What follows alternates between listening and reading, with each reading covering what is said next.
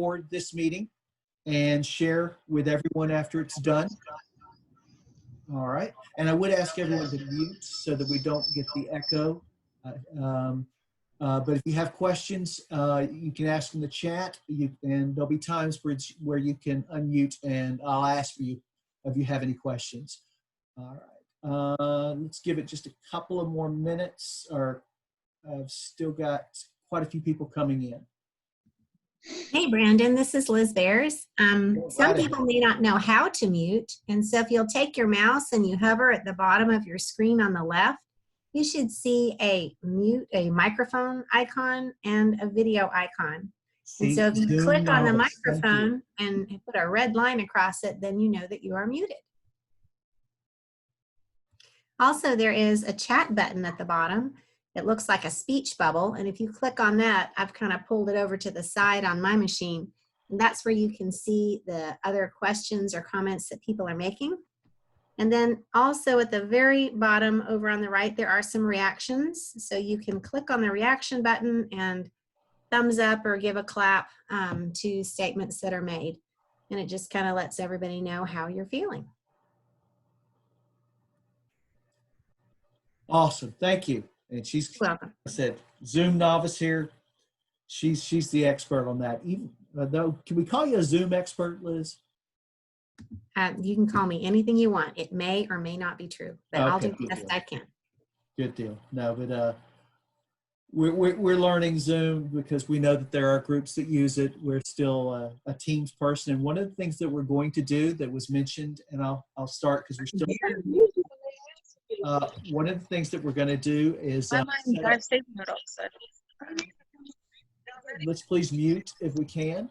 One of the things we're going to do, this was requested by the morning group, is we're going to set up a team for online teachers, and we're going to invite you. It's going to have channels related to, say, high school language arts, middle school math, middle school PE, but we're going to set up that so you guys, in addition to, because we know there's a lot of material here. I mean, there's a lot that's coming at you pretty fast and furious.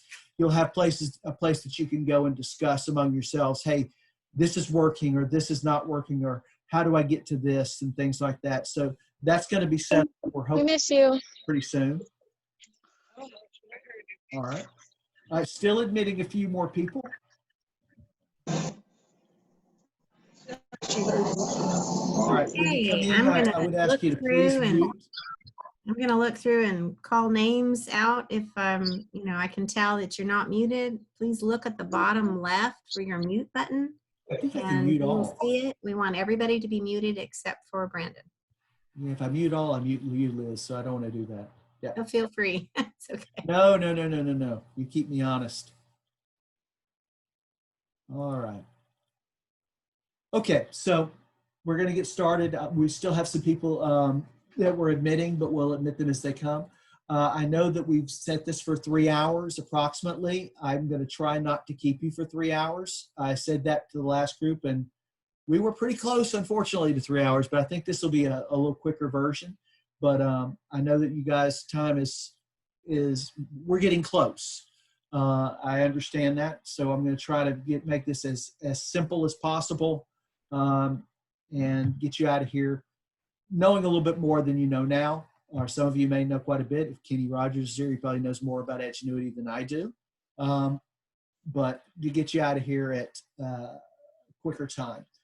But I'm going to share my screen. I do have a PowerPoint. I will be using it briefly.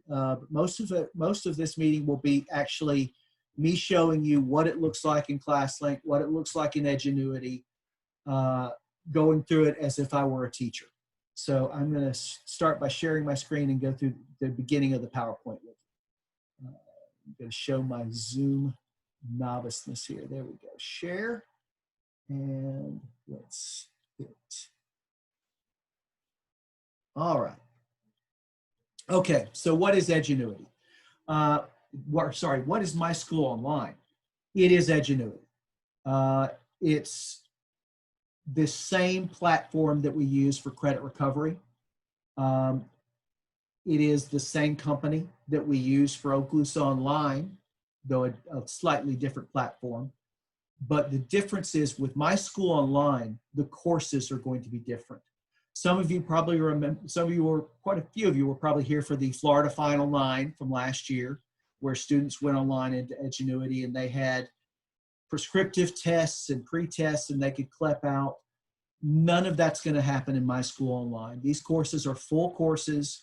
The student does in order they still do it at their own pace, but they don't CLEP out of sections. They don't, they won't be finishing in 5 minutes because they did so well on a pretest. So these are as full of classes as Edgenuity has. But as far as the platform goes, as far as the way it looks, it is Edgenuity. So you're going to see, if you've seen Edgenuity before, you're going to see this. You're going to see the same program. So what is your role as an instructor? At this time, normally when I do my credit recovery training, I tell everyone you're a facilitator more than an instructor in this, because they have so many multiple classes that the students are in at one time. You're a little more than the facilitator in this. You are definitely the online instructor. However, Edgenuity is the course. It has all of the videos. It has all of the materials that the students will be reading. It has the quizzes. It has the tests. It has the final exam. You're there to offer support. You're also there to do the additional stuff that the curriculum will go over with you, and best practices and what they expect with your meeting times and all of that. But Edgenuity is in this particular thing is a standalone program that you're going to be monitoring for the student.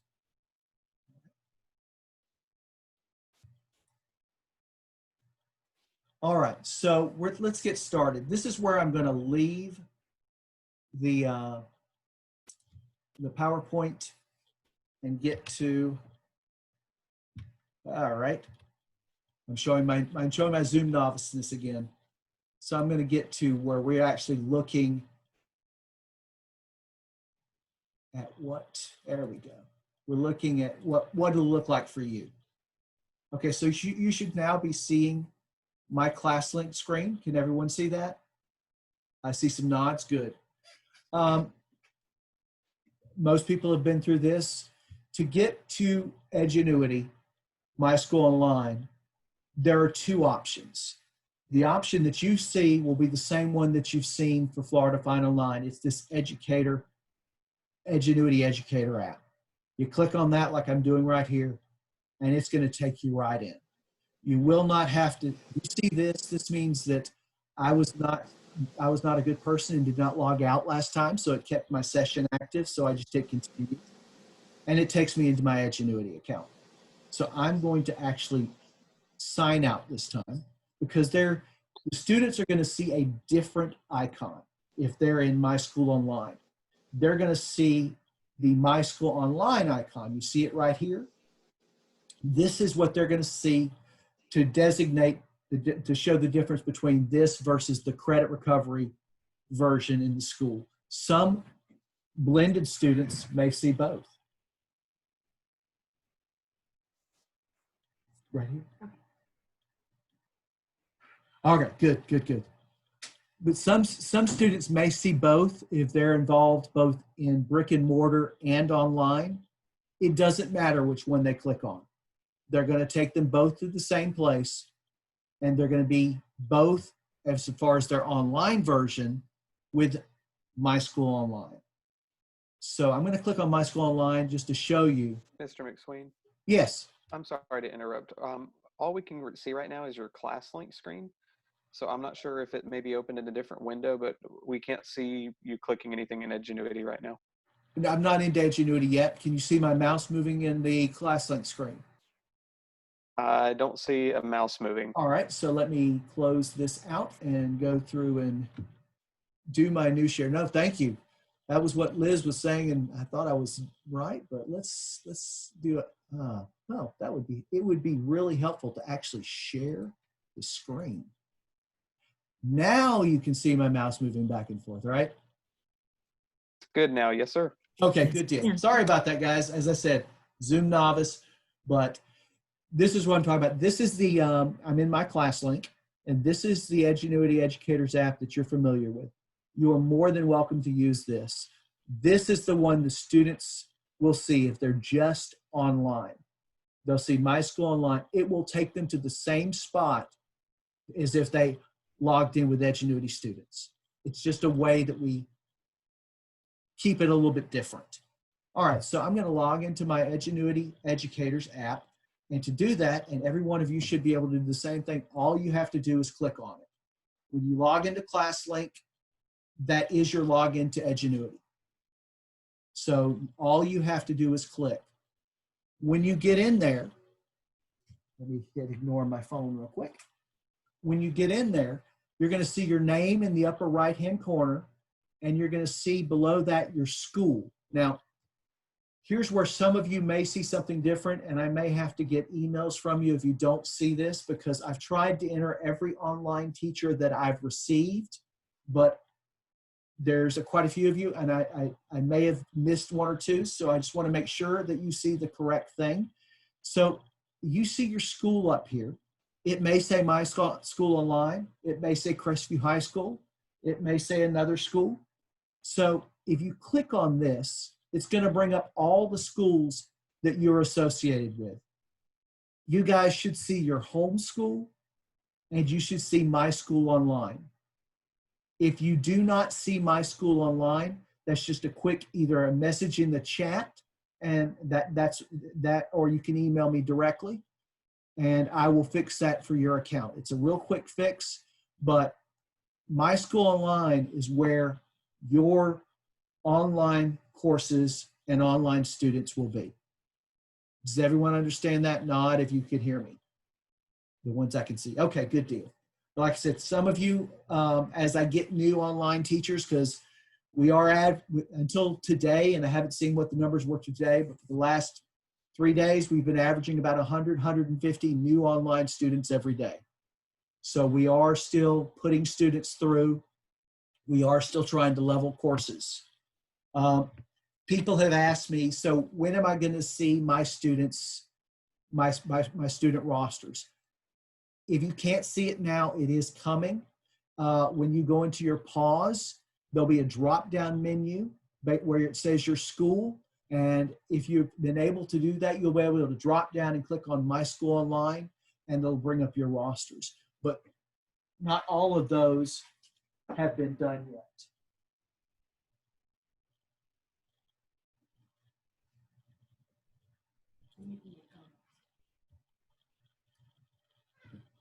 Okay, still letting a few more people in. I'm going to keep that open.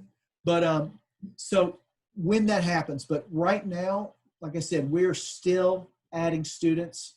So they're trying to get you, trying to get this ability to you as soon as possible. But every time, each one of those has to go through Ms. Ross's office, and it does take a little while, but hopefully you'll be seeing it in the very near future if you don't see it already. Okay, so I'm now in my MySchool Online, and I'm going to go back to my home page by clicking on Edgenuity. And what you're going to want to do when you get this is you're going to want to build your group, because it's going to be so much easier. Let me, I would love to show you all of the students right now in MySchool Online, but unfortunately I can't. So I'm going to go to another school and just show you what I'm going to try to help you avoid. So let's go to, say, Crestview High School. Got quite a few students there, 1,499 right now listing in Edgenuity. So if I go to Manage Students, I'm going to see when I go in there every single active student who has an Edgenuity account at Crestview High School. There's 1,499. I said, that's a lot. So what you're going to want to do is build a group so that you can just group your students together and set it where that's the only students you see. And I'm going to show you how to do that now. So I'm going to click back again onto MySchool Online. And right there. And this brings me to the point that I apologize in advance, will cause some blood pressures to go up, because I know mine is.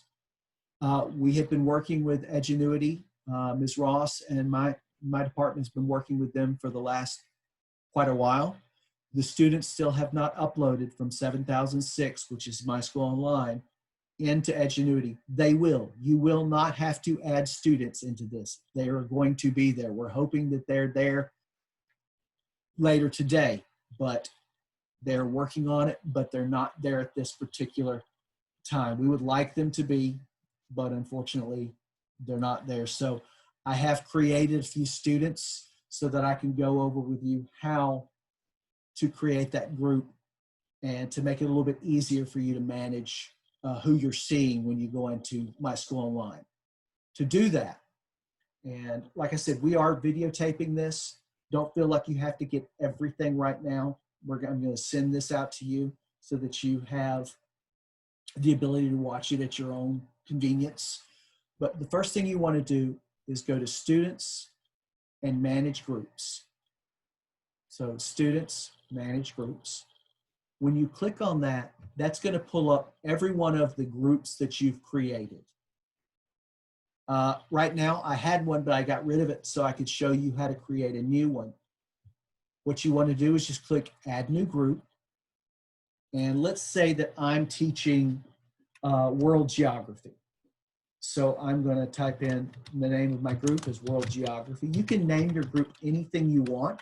You just want to name it something that you will be able to know who's in there and what class we're going to associate it with it. If you have multiple sections of World Geography, depending on how your setup is, you could name it first period or second period or third, depending on what you want to do to associate the students. And there's some people have gone in and said, I'm just going to name my Baker students, because when you see your roster, they may be divided into multiple schools if you have students coming from multiple schools. So I'm going to call it World Geography Baker, and down here I'm just going to call it Geography.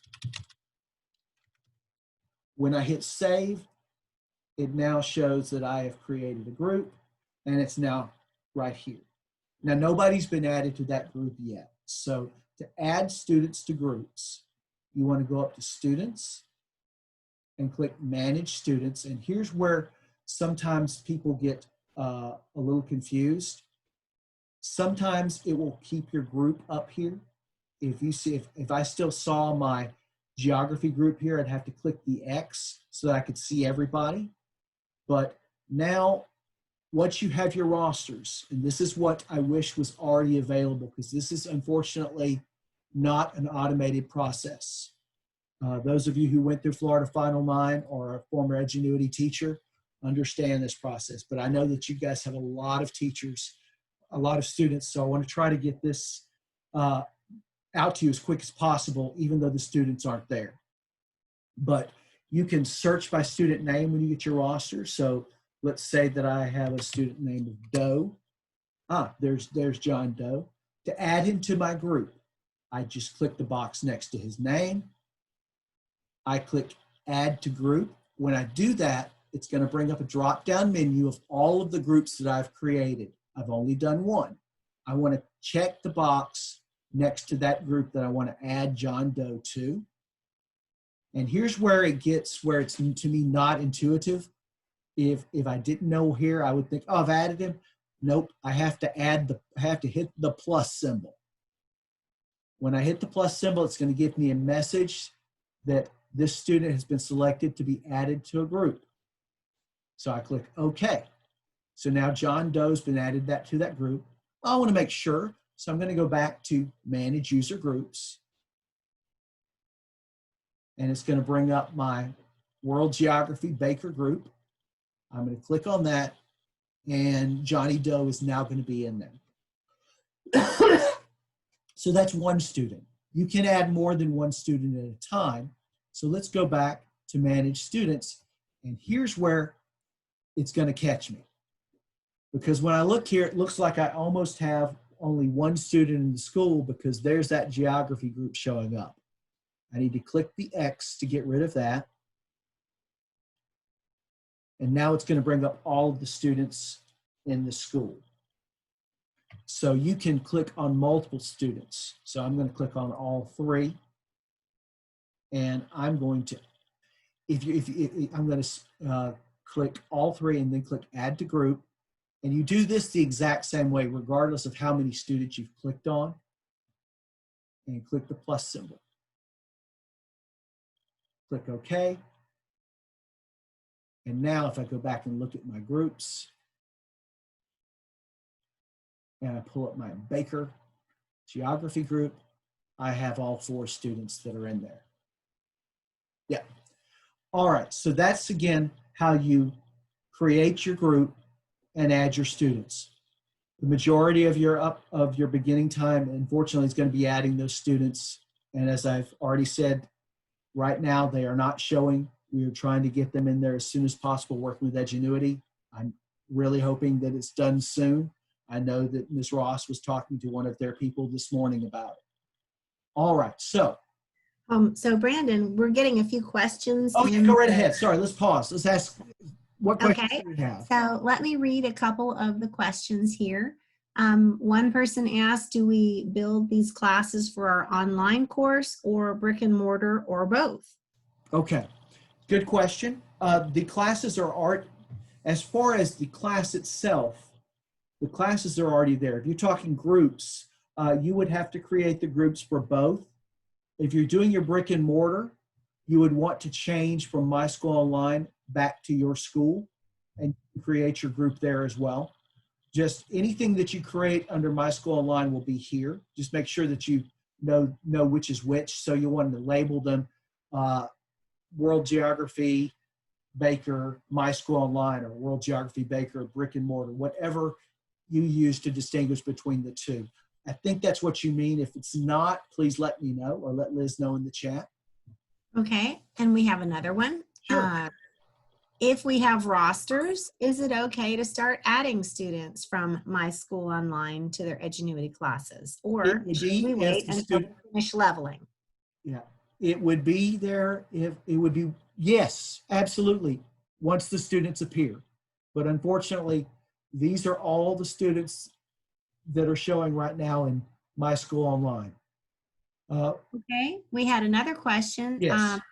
One teacher built the online groups using their high school login and not the online school. Is that a problem? Their high school login, as in their high school login to Edgenuity? If they, Not sure what is that? It says, I built my online groups using my Crestview High School login and not the online school. Is that a problem? Okay. Well, I think that you're going to have to redo the group in MySchool Online, but let's make sure. That's a good question. And it also brings me to my next little thing. I want to show you what it looks like a little bit different at the brick and mortar school, because some of you may be doing both. So now I've moved to Crestview High School, and I want to create my group here. So I go to Manage User Groups. And it does bring up my group. Let's see if it will let me add students from Crestview High School to this group. If it does, then that teacher does not have to redo their group. They can just add MySchool Online students to that group. But I want to make sure that that works. So I'm going to go to Manage Students. And I'm going to click on one student. We'll go with the very first one. And I want to add that student to a group, World Geography, and plus symbol. Perfect. But now, just to make sure, I'm going to go back to MySchool Online. I want to make sure it added the right course. I'm going to go to Manage Groups.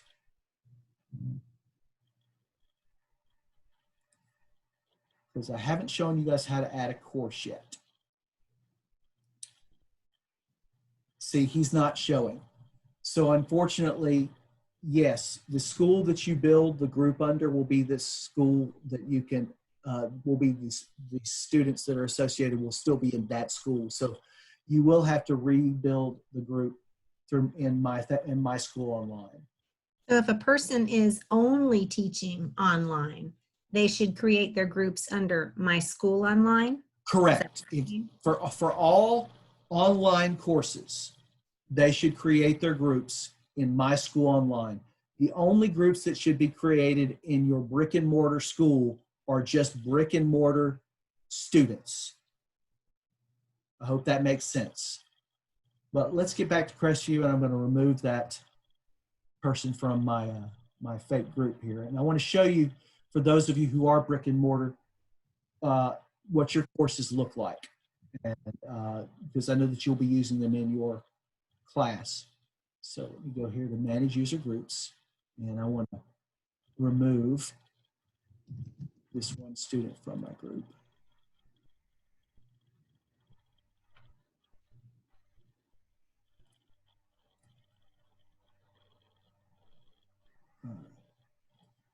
Actually, no, all I have to do is this. Manage student groups. And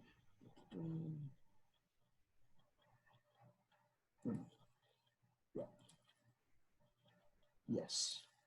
Okay.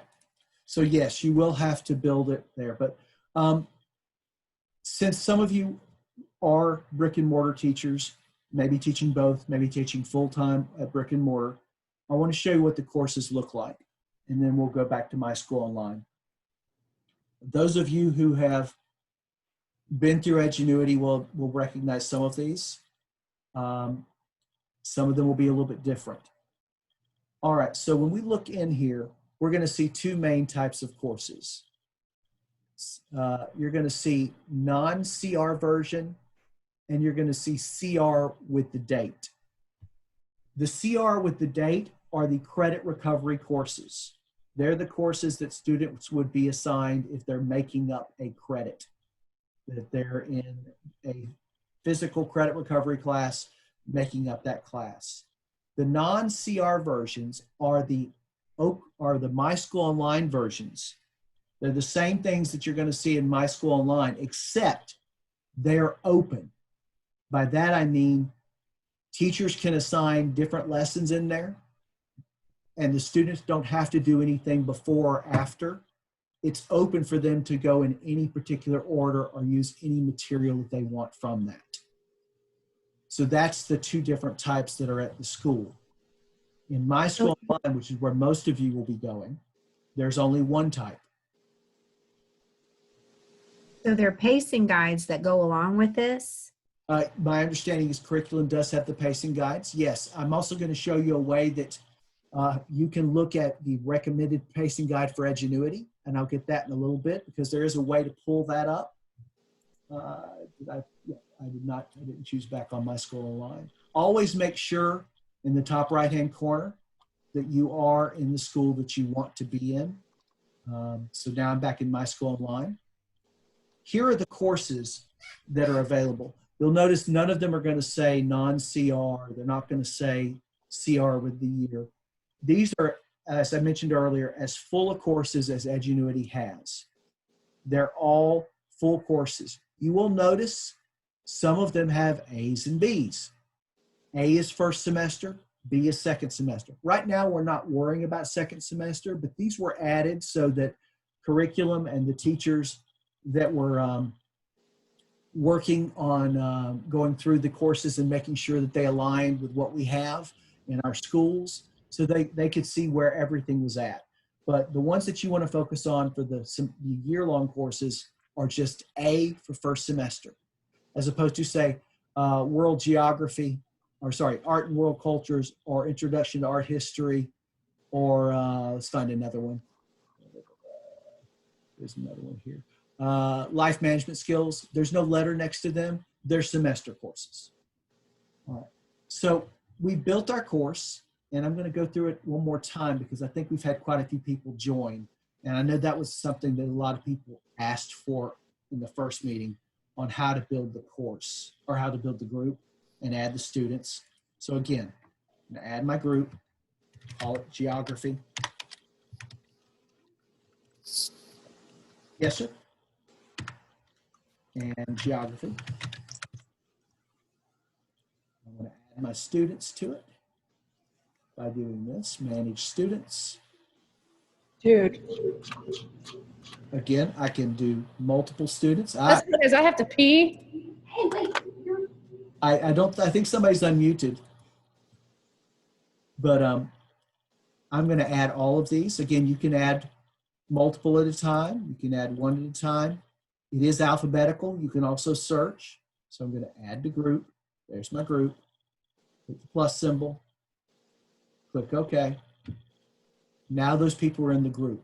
But now, for those of you who have done credit recovery in the past, you'd have to go in and add each individual course to each individual student. We don't have to do that now. Because all of your students or most of your students will be in one course, or if you teach multiple courses, sections of those courses, you can add the course to the group. Excuse me. So what I want to do is I want to go back to Manage User Groups. And I'm going to click on the group that I have when it comes up, which is the geography. And to add the group to the students, up by the name up here, there's a box. When I click on that box, it's going to click on every one of those students. It's also going to give me an option for select all. I would recommend clicking select all, because if you just click the name at the top, it's only going to give you the box on all the students on one page. And you may have more than 50 students in a class or a section.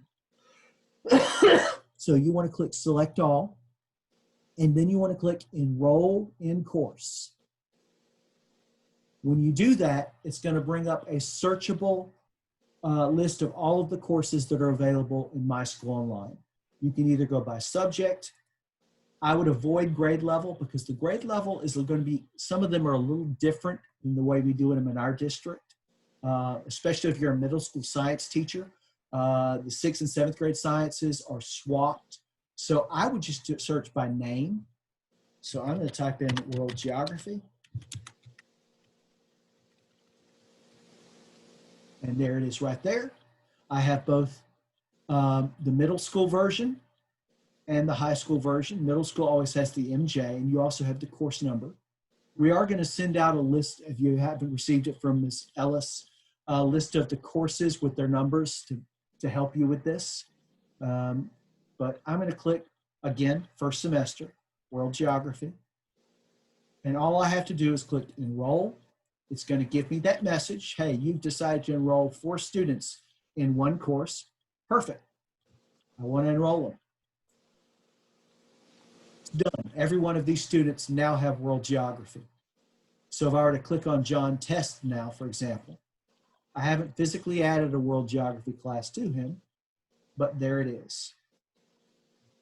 Or if I want to go back to another student, I could click on me. And there it is, World Geography. So that's one way, and I think a lot easier way for you to add the course to the group, as opposed to add it to each individual students. I know we've gone through quite a bit. Any more questions, Liz, in the chat? Yep, we've got a couple good questions. How will they know when they get a new student? My understanding, and I actually asked that in between meetings, because that was asked beforehand, is they'll appear in your grade book. I don't know if it's going to be highlighted in any way, but I did run that by my bosses, because it had been asked earlier.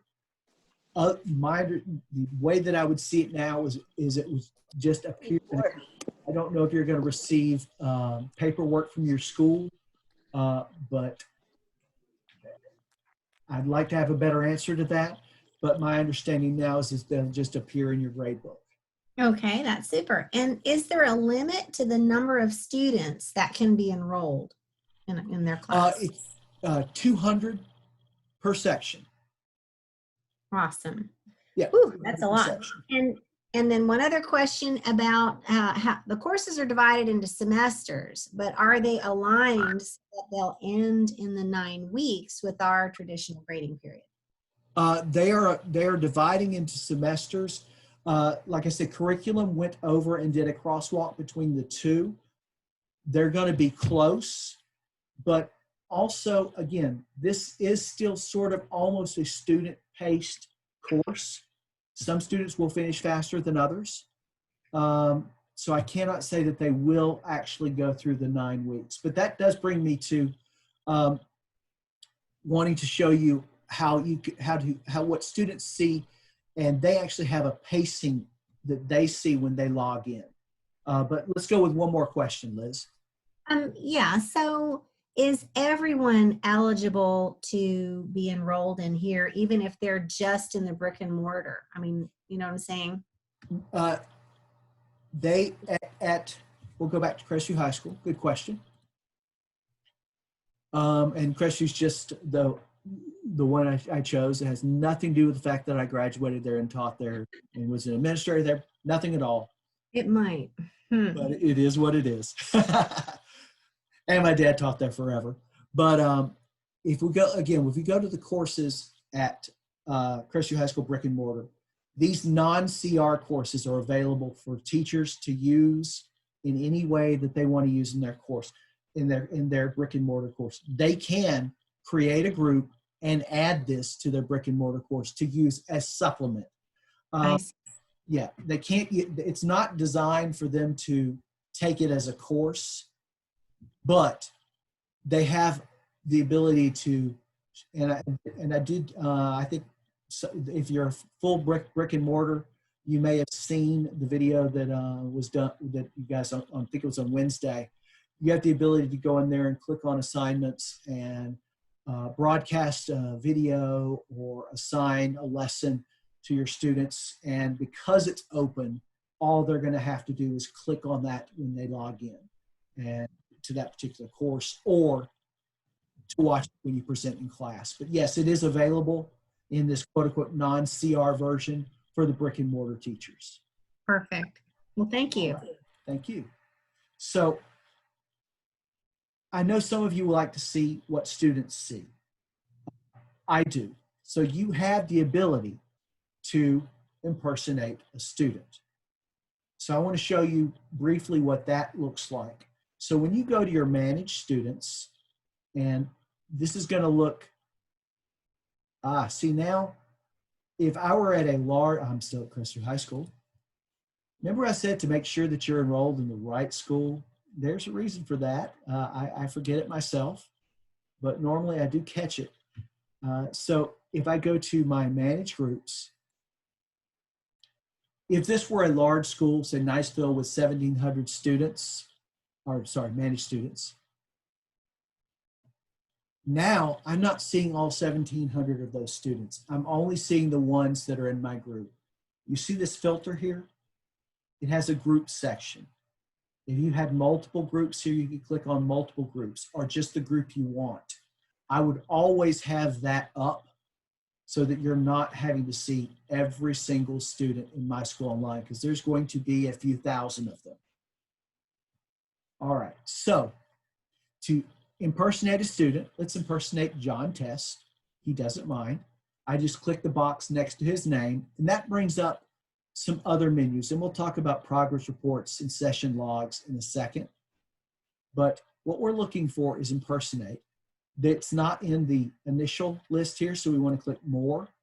And down under account security, why it's way down there, but it's down there, you click impersonate. Now, every time you do this, it's going to be logged. And this is just for your protection and the student's protection. The student can say, hey, that teacher logged in as me at this time. If it's not logged, it didn't happen. So, or hey, somebody else logged in as me at this time. Can you check? And we could find out that somehow a student figured out or managed to impersonate a student or log into their account. There's ways that we can do that. But every time you do this, it is logged. But I want to hit continue. And you see now I'm logged in as John Test. So I'm seeing every course that he has. And we call these tiles. Now, if I was at Crestview High School, and this is a brick and mortar, and John Test clicked on this, all of these, none of these would be grayed out. I would have the ability to click on nutrition and health instruction. I can't do that now because this course goes in order. You'll also see there are dates that the student sees, and this is based on our semester. On, hey, it's September 2nd. I need to be up to here by now. Or we get further down. We'll eventually scroll down. We'll get down to October 26th. I need to be doing this by now. So the students do have, because the calendar's been set based on our calendar, they do have a way to see what day things are due, but they will not see anything below their last assignment they worked. It also gives them an estimated time. Now, we know that some students will take longer, some students will take less, but it does keep them so they can try to keep on track. All right, so I'm going to end the impersonation session and go back as me. All right. Cancel. All right, so that is how you can impersonate a student. That is how they know when to look at that. However, there is another way to do it. So I'm also going to look at me here. So if I don't want to impersonate a student, I just want to click on this particular person, which just happens to have my name. And I'm going to click on World Geography and click on the course. And this was something that people were asking about. I'm not impersonating the student, so I don't have to log that. I go into the course and I click Course Report, and it's going to bring up a PDF in just a second. There we go. And this PDF also has the dates, the minutes, the length for each assignment, so that you can print that out and know when the student's supposed to be at certain sections. Now this goes through the whole year because this one is not one of your courses, but the semester courses that have been built all go from the 31st to I think January 22nd or whenever, 19th, whenever the semester ends. I have updated those for the new semester. All right, so let's get out of that. Okay. Liz, do we have any other questions before I get back to our PowerPoint? Yes, we do. I figured we did. And they're good ones. You guys are really good question askers. That's not really a thing, is it? Okay, so we have a question. One teacher's got like a lot of students enrolled, Yes. more than 176. I don't doubt it. Okay, and you know, is there something that she's supposed to do about that? And Okay. also, if we'll go ahead and deal with that one. Yes, courses are still being leveled. There are limits to how many students the teacher can have by contract. We're not, but by the time the school starts, you won't be over that level. Wendy Meserve right now is in another room in her office working on leveling so that you won't go over. That includes people that are blended, who have some brick and mortar and some online. Depending on whether you teach 5 or 6 classes, there is a maximum that we have, and we're not going to go over that. So it will be adjusted. If you feel that it's too much, I would run it by your administrator and have them check to make sure a mistake was not made. Sounds good. And okay, so some students are going to be in there for just a quarter and then coming back to a regular school. So how do they know where to cut it off based on that, if they're self-paced? As far as that, you do not have to cut anything off. If a student goes back to the brick and mortar, they'll try to do it at a certain time. I thought they were trying to make it at the 9 weeks as a minimum, but curriculum can tell you that if they haven't already in their meetings, because I think you guys probably have a few of those. But they did, like I said, they did a crosswalk between the two courses, between the Edgenuity courses and the brick and mortar courses, to make them as similar as possible based on what materials they had. And they had the times and the dates when they went through, so that when a student went back, based on that date, that they would be as close as possible that we could make. It's not going to be perfect, but it'll be as close as possible. Like I said, we initially wanted a semester, but I think that's gone down to 9 weeks. And as we know, it could be flexible. Okay. And you may have answered this part already, but is there a spreadsheet where teachers can monitor the quiz and unit test grades? There is a way to watch reports. Yes, we're gonna go over reports in a little bit. Perfect. Yep. All right, and let's see, there was a couple more came in. If students come in late, do we start them like at, because these are open in some No, these are systems, not open. not in others. So if students come in late, how do we get them started in the right spot? If students come in late, my understanding is they start from the beginning. Okay. These are not open courses. Okay, I see. Now, curriculum may decide, I may be told that that's different, but what happens is if a student starts late, the course will adjust based on when they were enrolled. The dates will look a little different. It'll try to hurry them a little quicker, but they still start from the beginning of the course. Perfect. And about, weighting of tests versus quizzes Yes. and exams, all of that's already in there. Is that correct? Yep, that was actually one of the places I was going to go next. So let's look at that. Perfect. Segue. What? Yeah, see, some of you may have, again, like I said, if you've taught Edgenuity in the past, you know that courses were always weighted the same. 50%, 30%, 20%, depending on what it is. It's a little bit different. For example, let's pull up this MJ Language Arts first semester, middle school, 6th grade language arts. And I'm going to go up here and I'm going to look at course options. And you have the ability to do this. Feel free to look at any of these. When I pull up course options, it's going to bring up basically the setup of the course. For example, the passing thresholds for quizzes, tests, and exams, all set at 60, just like the district. Here are your grading weights, and they are not the same for each subject. Curriculum has gone in and weighted them based on the materials that are in the course. For example, in the middle school language arts, quizzes are 25, unit tests are 40, the final exam is 15, essays are 5, assignments are 15, so that they end up going up to 100. So let's go and look at a math course. Let's go back to courses and show you that it's a little bit different. I'm going to cheat and type in 1, 2 because I know math courses start with the numbers 1, 2. Apparently so does Chinese and English. Because it's not in order. There we go. So let's look at Algebra 2 Honors first semester. Click the box next to the course name. Go up to Edit Course Options.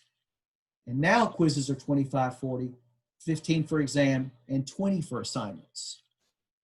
So depending on what the course has, they've gone in and weighted them differently. You'll look down here, and this is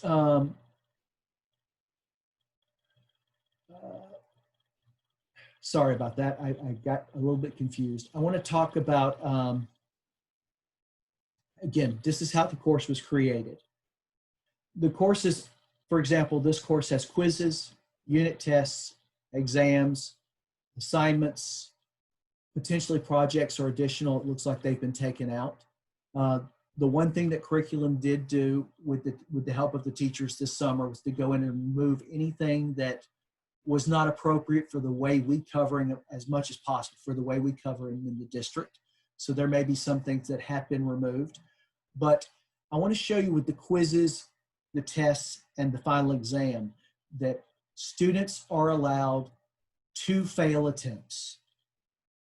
All right, so what that means is if I don't pass it the first time, I'm going to get another chance at that. And then if I fail it twice, it's going to push me on to the next assignment. That does not mean that you as a teacher can't say, hey, I think I want the student to take it one more time. They're needing a little extra help here. That's a quick email to me, and I can set that up for you. But right now, the fail attempts for quizzes, tests, and the exam are set at 2.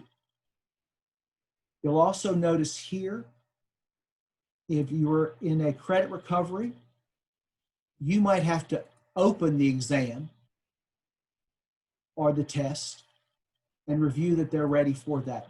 That is not set here for you guys. The students, when it gets to that portion of the class where they're going to take the quiz or the exam, or sorry, the test or the exam, it takes them into it. You do not have to open it. If they pass it the first time, it sends them on to the next assignment. If they don't, it gives them the retake. You do not have to give them the retake. If they pass it the second time, it sends them on to the next assignment. If they don't pass it and their 2 failed attempts have been exhausted, you do not have to do anything. It will send them on to the next assignment and record the highest score that they made in that section. Does anyone have any questions over that? That's where I sometimes get quite a few questions. I don't see questions on that per se, but there are several other questions in here. Okay, let me just finish this page and then we'll get to those other questions. When students take the exams, tests, and the quizzes, in the past, the tests and quizzes all had to be taken at school. Obviously, we can't do that anymore. They do have the ability to save and exit, and you will want to mention this to your students. When they save and exit, when they come back, let's say there's a 20-question quiz they're on, and they did 9 of the questions, but they're going to have to go to band practice, or it's one of those days and they want to watch some TV. They save and exit that quiz. When they come back, they're going to start on question number 10. They're not going to see the ones they've already submitted or they've already answered. Part of that is just for, to prevent students from constantly going back and forth, which we know they can do anyway. And right now, that's the way that's set up to hide viewed questions. If you think that students should be able to see viewed questions, that would be an email to curriculum or myself, and we can look at that. But that's just the way it's set up now. I know some people asked that in the last one, the last class we had. Here's also where it shows that the pretest is off and the prescription is off. Here is the dates. This is where it's the 22nd. This is where we set, and you have the ability to adjust this. I wouldn't unless you had somebody come in late. If you did have somebody come in late, you could change that for them. Because I'm in for one student, you could change that date to make it where their progress starts from September 4th and goes to January 22nd. And that adjusts those due dates for both you and the student. All right, this is also the page, if you have a student who is ELL or ESE, this is the page where you can add some accommodations. This is where we want to look at some of those accommodations. So I'm going to go back to my managed students page and look at my group. Because it's pulling up my group because I had that up. And I'm going to look at John Test. And when I hit John Test, he's now highlighted up here. So the very first section up here is his profile. I want to click and show you what's in his profile. This is where first name, last name, his external number, which obviously that is a made-up number. But down here, and you again have the ability to go in here and look at students, you see that there is text-to-speech and text translation. Text translation is for our ELL students. It is by default supposed to be checked for every single student in the district, so they have the option.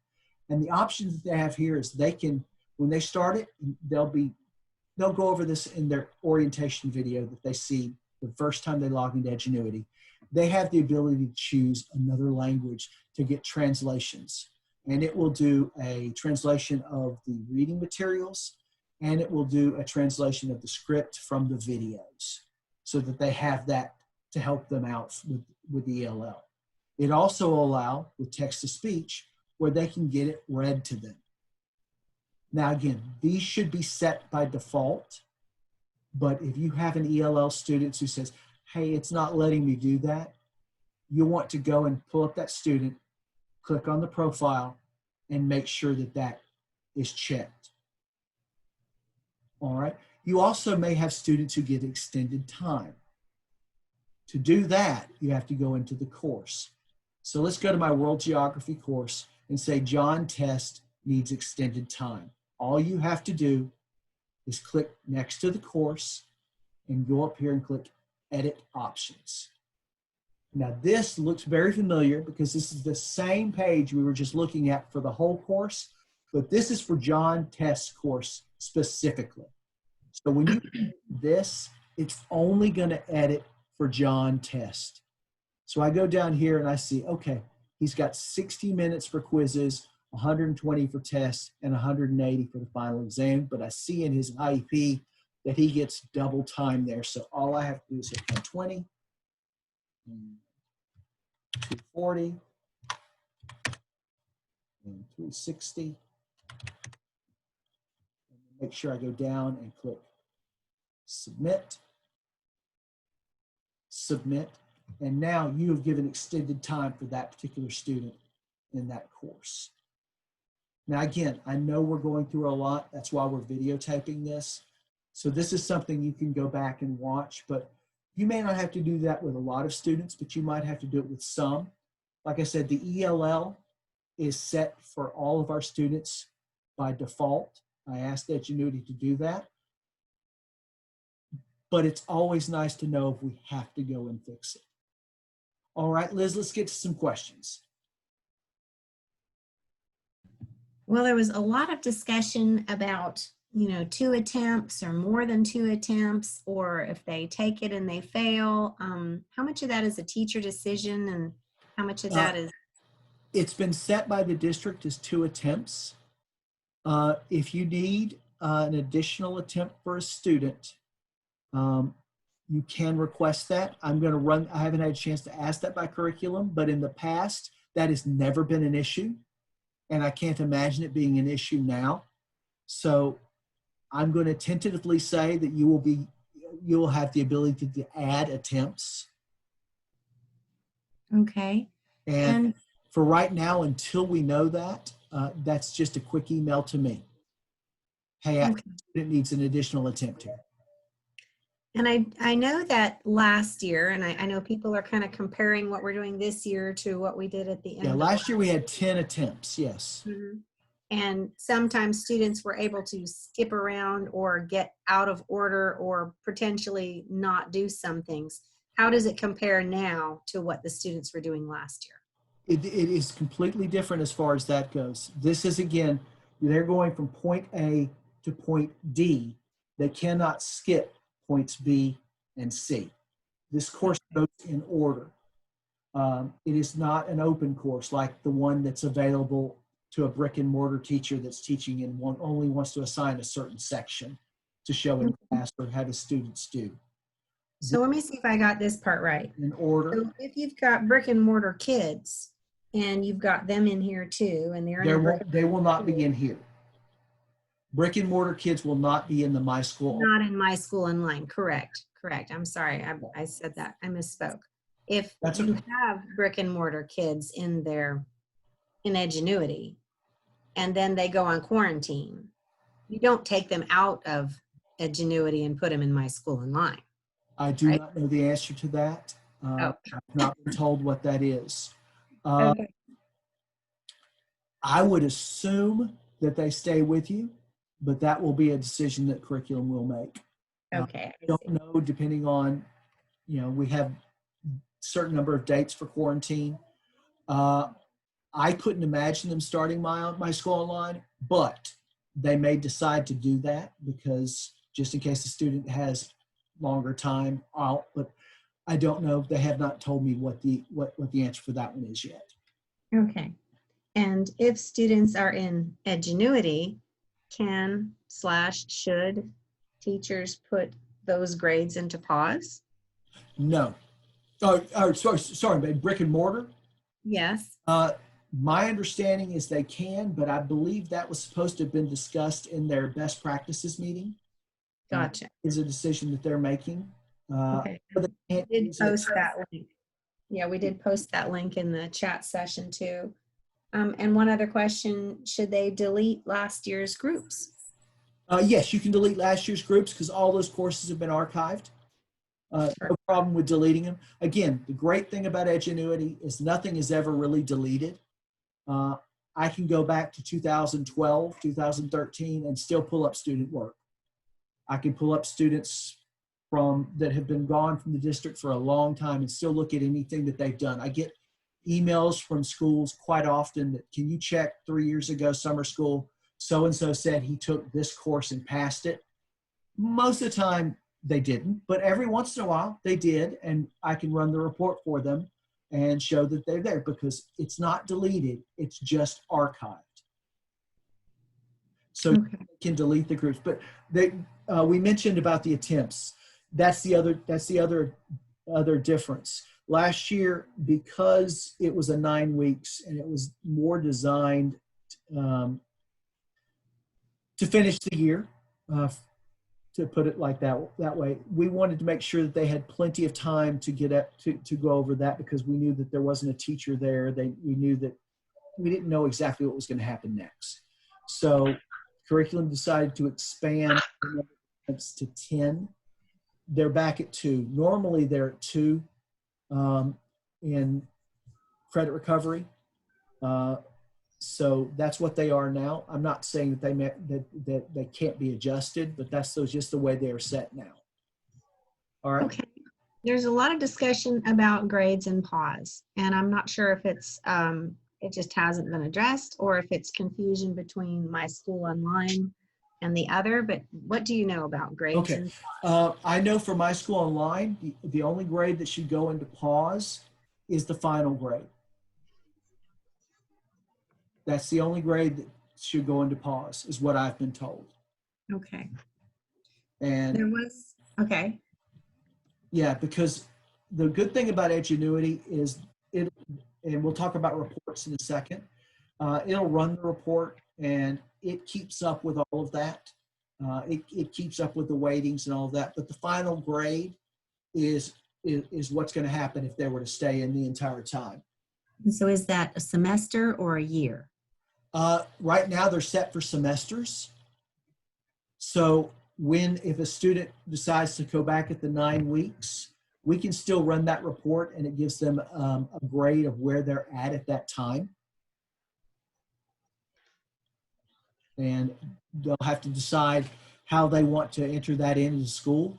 I know that I've seen some schools that have done it as like a transfer grade from when a student comes in out of the district from one school to another. They'll transfer that into grade book as if so-and-so was at Malone for first semester and now they're for the first 9 weeks, now they're at Laurel Hill. They'll transfer it in that way. Perfect. And then there is a request to have a step-by-step e-copy of these directions. Is there anything like that already put together?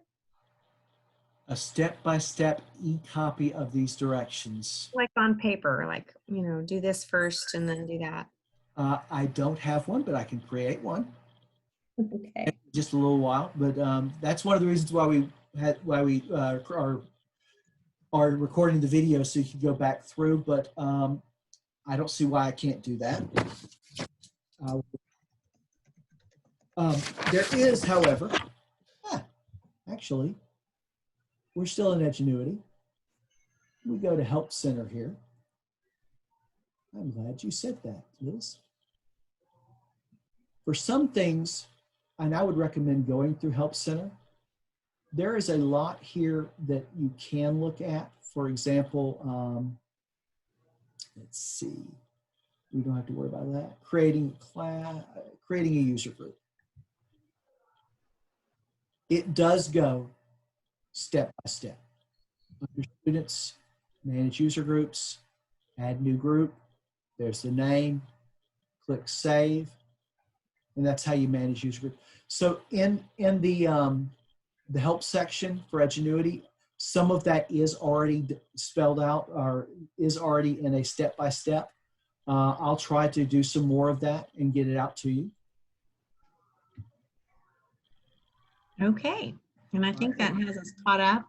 Okay, all right. Well, so far we've talked about how you can see the courses, the difference between the courses from brick and mortar versus MySchool Online. We've gone over how to do your groups, how to add students, how to add the course. We've looked at impersonating students. We've looked at possibility of checking for ELL, LEP students, or ESE students if we have to modify anything. Add student accounts in Edgenuity. You should not have to add any students. Like I said, they're not showing now, but they will show. They will. Please do not add students because what the potential is there is for duplicates to happen. And duplicates could mean that students start on one and then get into the other and they're redoing the same material. So if a student does not show in your class, does not show in Edgenuity for you, there are a couple things to look. So I'm going to go back to a school. Well, I've used Crestview a few times. Let's go a little further. So I'm going to do for Walton Beach. If a student does not show, and I go to my managed students, and I'm looking at all of these students from Walton Beach High School and all 1,346. I see some people have already started putting students in courses. That's good. But my student's not here. You can click on the archived section. There's always a possibility that the student was archived by mistake. You see these seniors, these were archived because they probably graduated. This 10th grader may have been archived because he left the district. Let's say that he's in your class and he's in the archive section. All you have to do is click the box next to his name, scroll up, and under the more, you click enable. So now, if I go back to the active, and his name was Dylan Adams, it may take a second. I now see Dylan Adams in my active. All students should be uploaded automatically on a nightly upload to Edgenuity. That being said, there are always a possibility where things don't quite go the way we want them to go. For example, the fact that you can't see any of your MySchool Online students right now.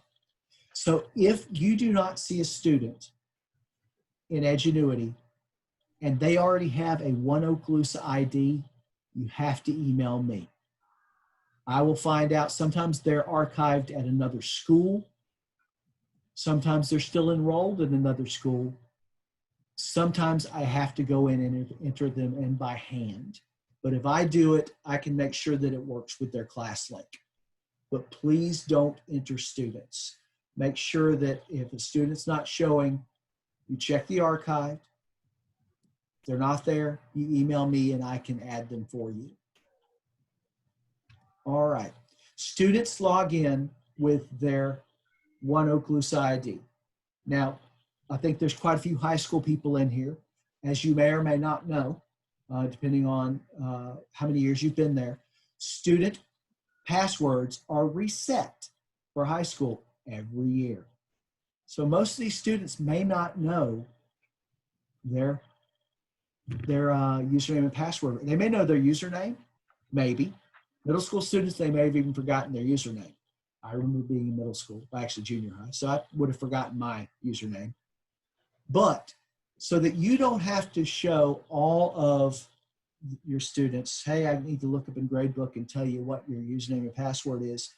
I've got a real quick video I want to show you. This is the one I'm going to send you a link to, but we made this for curriculum, and it's online right now. But I want to show you what we've made so that it's a little bit easier. All right, so you should about to be seeing that. Let me go back and hit play. All right.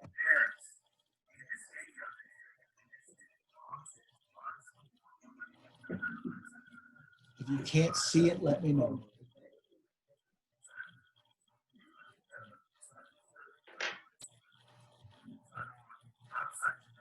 It looks like we're looking at your incognito screen. Correct. Can you Okay. see? There you go.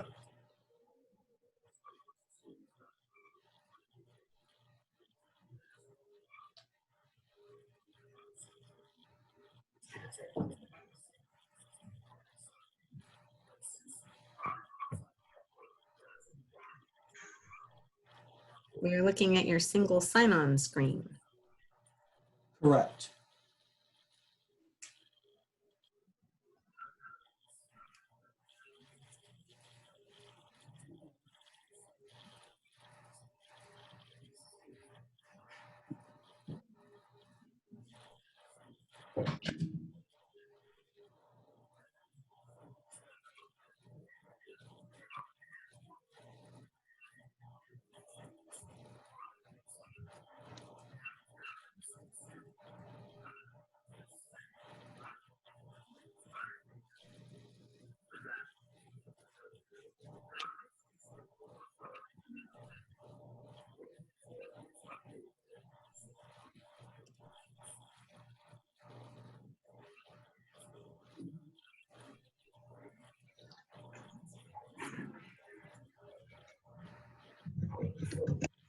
All right.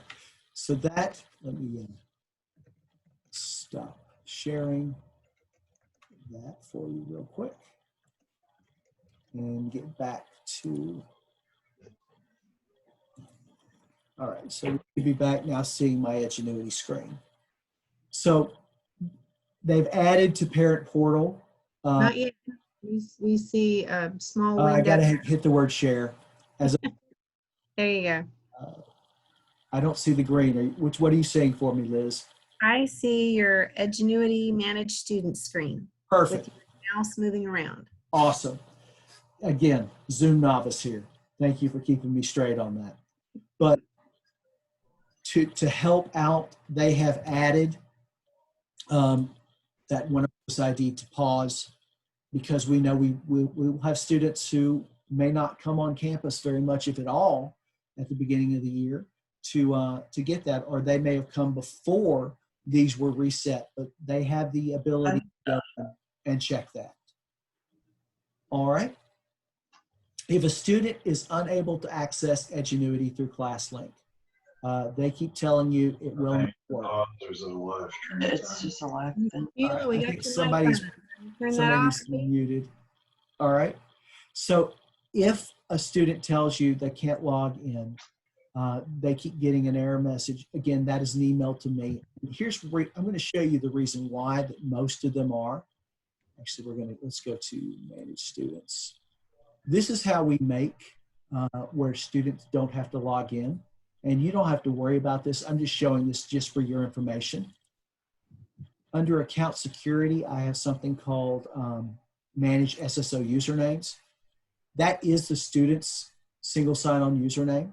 So long as that has been put in for that student and associated with that email address and that account, they never have to log in. What happens to some older students who have been, they might have been in credit recovery in the past. It's possible that they have an older account that single sign-on is associated with. So they're going to get something that says, hey, your school hasn't set up your assignments yet. Quick email to me. I can go in there and fix that for them.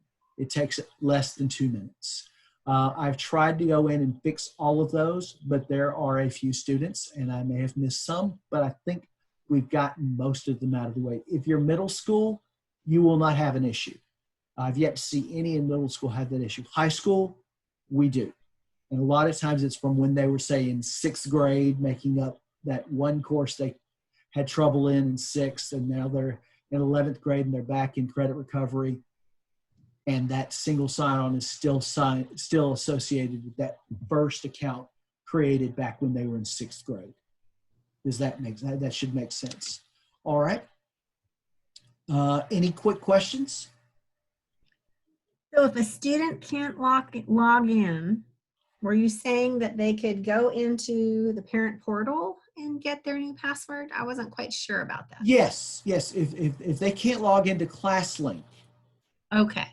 they can get Because they can get that from parent portal. If they can't get into Edgenuity, that's then they up to me. talk to you. Right. Yeah, Awesome. because the way it's going to work for 99 point whatever percent of the students, and I am knocking on a wood desk right here, is all they would have to do is click on that OCSD, MySchool Online, or if they're in brick and mortar, Edgenuity students icon in their class link, and it takes them right in. That's why we have it set for single sign-on. But if they can't, that means that their single sign-on account is associated with another username, same student, older username, and I just have to fix that for them. Okay. All right, what other questions do we have? I think we're doing pretty good. All right. Okay, so I know you guys have gone through, excuse me, some of you have gone through the meeting earlier, and they may have gone through best practices, but I want to quickly go back and show you some more here under this help center and support. And again, this is just for your information, but feel free to utilize this. They do have in here, when you go through here, for example, they've got new Edgenuity educators. Some of us are. As I mentioned, if it's their first time in Edgenuity, they have to go through an orientation video. At least I think I mentioned that. If not, I'm going to mention it now. They have to go through an orientation video. There's no way to avoid it. It's the first thing that comes up before they see any courses. If you would like to see what that is, they have it here. They have, in fact, all different types of videos that you can go to. And I'm under new Edgenuity educators. They've also got an orientation for educators. They've got orientation for. Can I interrupt you a second? Could Of you course. open the screen up and make it a little bigger? Of course. The one you're rolling through?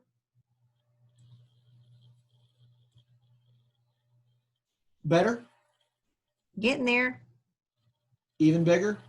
Yeah, it wouldn't hurt. Thank you. Okay, that's maximum. Sorry about that, guys. But this is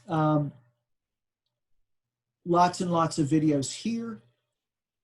You can also go back, and there are other things on here that show you you want to just want to learn about managing student accounts or learn about how the grading goes through. They also have different classroom resources that you can use. They do e-writing. They do some different other things here. Things to do. My overall student's grade is below the acceptable passing grade. They go for some solutions, ways that we can help that student in the class, different things there. So I would recommend, and all of you have access to this, that you go through and look at that support help center.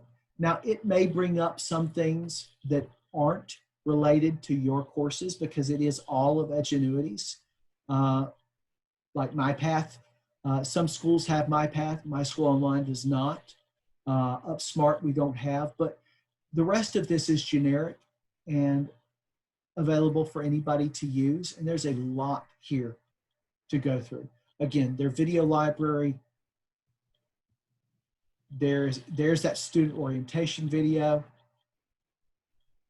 The same stuff we were looking at earlier. They have a video on academic integrity. I know that you guys may have received something like that in the best practices. Yeah, there's some chat going on about that right now. Yeah. How to re-enable a student count. I showed you how to do that, how to create classes and edit classes. They do have videos on that as well in case you want to learn more or you need some additional help managing student enrollment. There's a lot here to go through.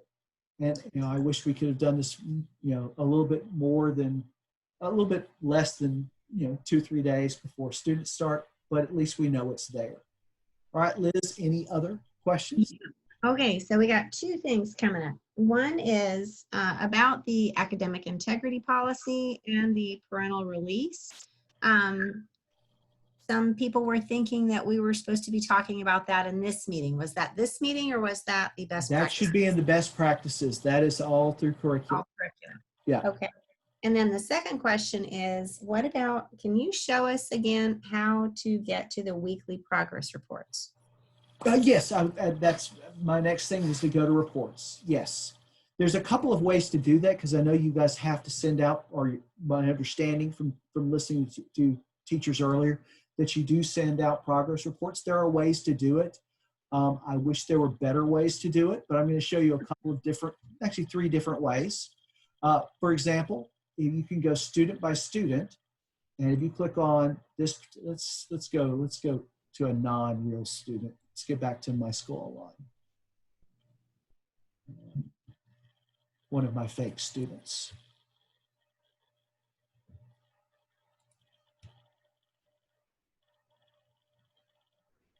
All right, and again, I'm only seeing my group. So if I pull up John Test, and you see he's now highlighted, I see progress report there. I can click on progress report, and it brings up a drop-down menu of all the different courses that he has. For example, in mine, we were looking at geography. So I just want the progress report on geography. And it's going to bring up exactly where he's at. It's going to show his percent complete, his overall grade. Here, if he had taken some quizzes, tests, exams, or assignments, it would show me how many he had done and how many of them were total. And it also has, again, the weights for each of these sections. It does bring up 3 grades, and I wanted to briefly discuss those. This is the one that most of you will want to be associating with. That's the grade that the student's currently earning in the class. I've made an 80 on my first 3 assignments, so I have an 80. That's where this would show up. Sorry, Mr. Horton. A relative grade. This is, you probably will not have to ever use this, but I like to explain what it is. We see this sometimes in summer school or at the very end of school for credit recovery. A student who is not quite complete, they're about 90% complete. They still have about 3 or 4 assignments and the year is over. This relative grade shows you what the grade is if everything left in the course was a 0. So that's not really going to be there for you guys to look at. It's not going to affect you, but it does affect students in credit recovery. If a student is above a 60 and they have a 92%, 96% done, because it won't happen with 92, 96, 97% done, but they have a passing grade with all the rest zeros, there's a potential that we could give them credit for that. And then there's actual grade, which is sort of a combination between the two. It determines whether you are ahead or behind, and it tells you what the grade is based on your progress so far in the class. The important one is this overall grade. And you can, it has a printer-friendly version, which allows you to download it as a PDF and to save it so that you can have it there for email. Now that's one at a time. All right.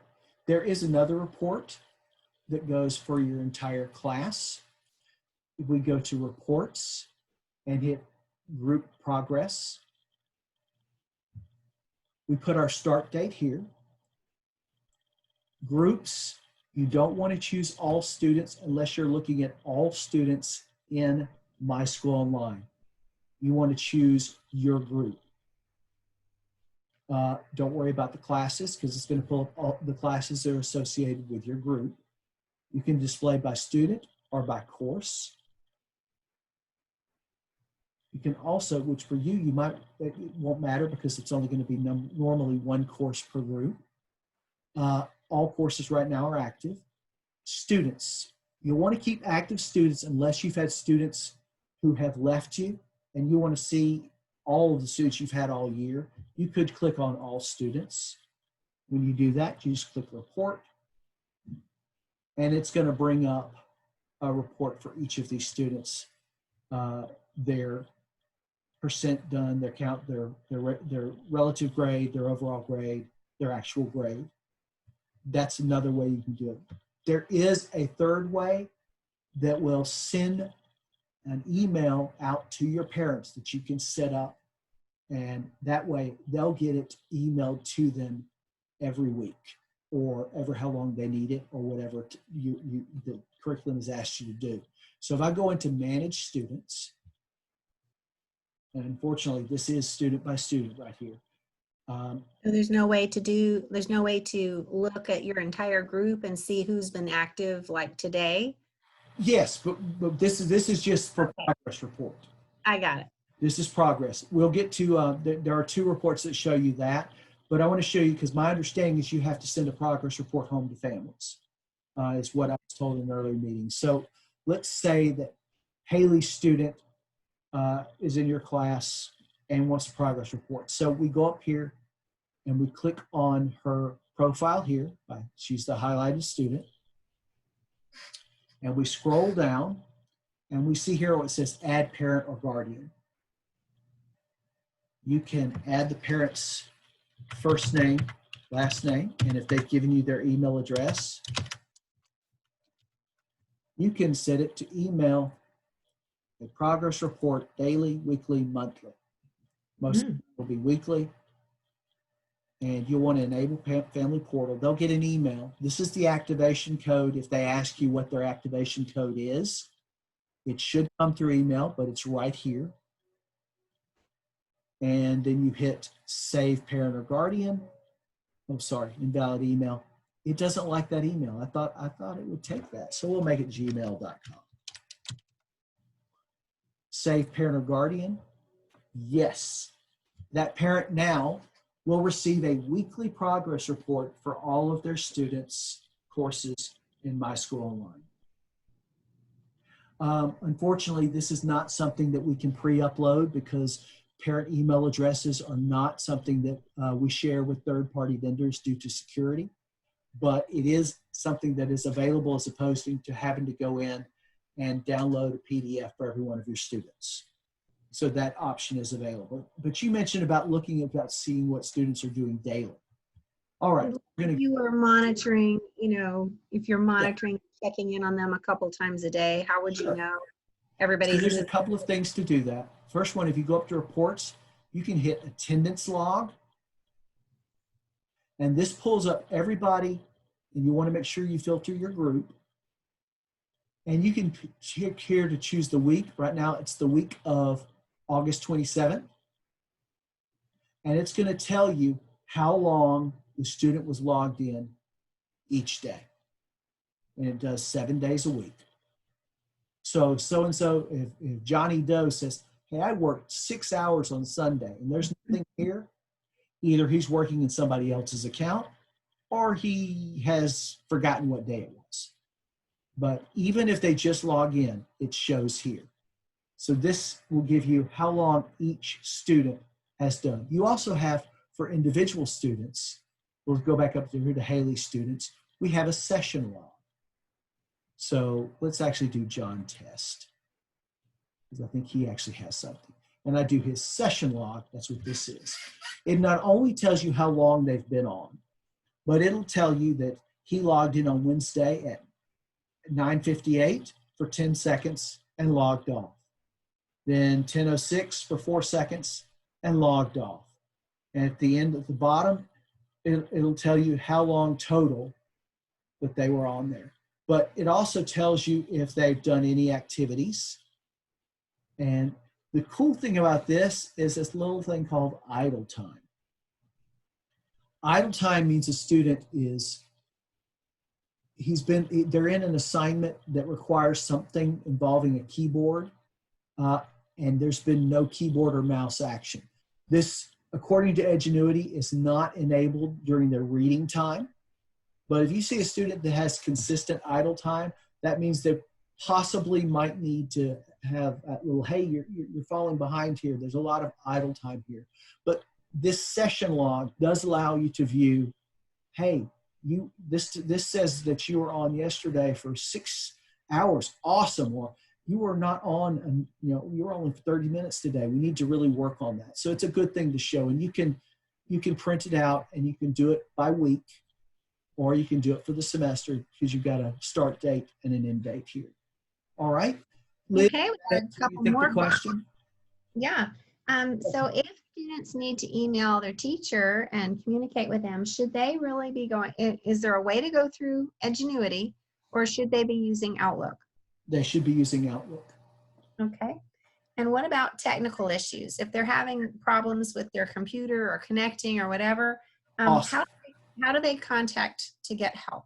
Okay, for computers, if it is a district computer, it's always a good thing to start with Teleforce, OCSD-HD@teleforce.com. It's in the universal, or 897-2966. It's on your device, actually, on the asset tag or the service tag. They can try to help you with any of the devices that are school related. If it's your personal device, email the ClassLink Help Desk or myself, and I will try to help you with that. The ClassLink Help Desk. Yeah, and if you're having trouble once you get inside ClassLink or in Edgenuity, that's to me or the ClassLink Help Desk, because we're the same people. All right, so it looks like I'm not really seeing anything else. If I've missed your question, if you wouldn't mind unmuting and letting me know.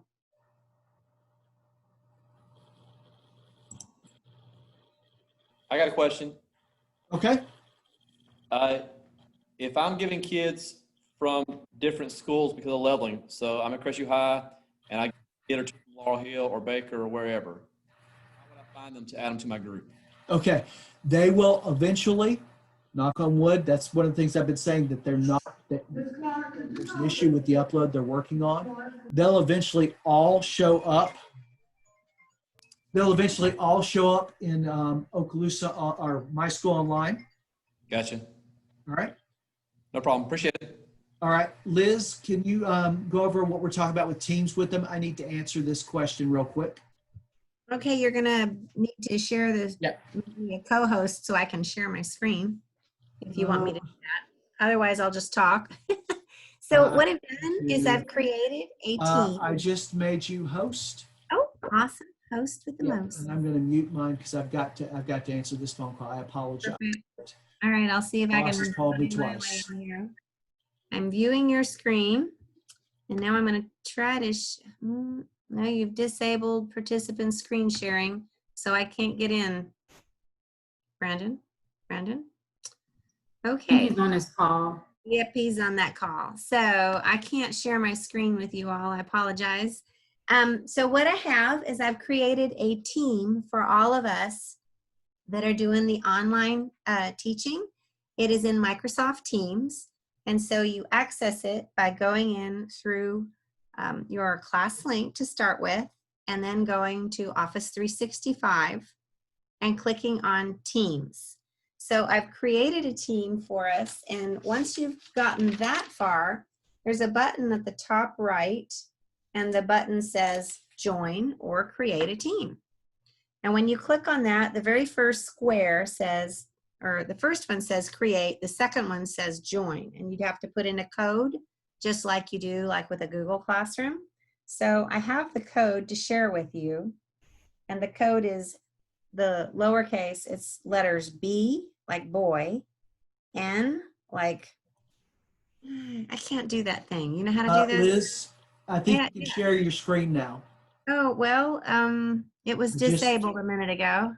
Yeah, I think I clicked to make you the host and then forgot to click, yes, I want to make your host. Okay, yes, I get to go in now. Hooray. Okay, go for it. All right, let's see if I can find a spot to get in there. I'm going to have to close out what you're showing. Okay, I can close it. Stop sharing my screen. And there you go. All right, so I'm going to minimize this and find my team. Here we are in Office 365. I've downloaded Teams at the bottom, so you'll see this is the actual team right here.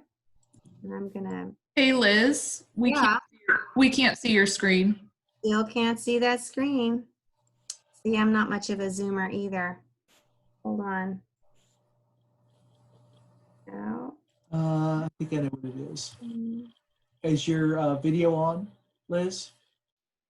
No, what I see is I see everybody's faces, and what I want to do is show my screen. Okay, so So let me try this screen. Can you see? you should be able to click share screen, bottom. Yep, did that. There you go. Perfect. What do you see? I see your screen, I believe. Okay, so if I minimize this one that says B for Brandon, it's all okay, right? I see your screen. All right, so you're looking at my Office 365. This is the Teams app I was telling you about. And down here at the bottom, I have the actual one downloaded on my machine. Here is the team that I created for all of us. It's called MySchool Online Resources. And what it is it's a place where you all can, these are all meeting rooms on the left, where you all can share resources and ideas that you have. Yes? We can't see your Teams. We can just see your Office 365 page.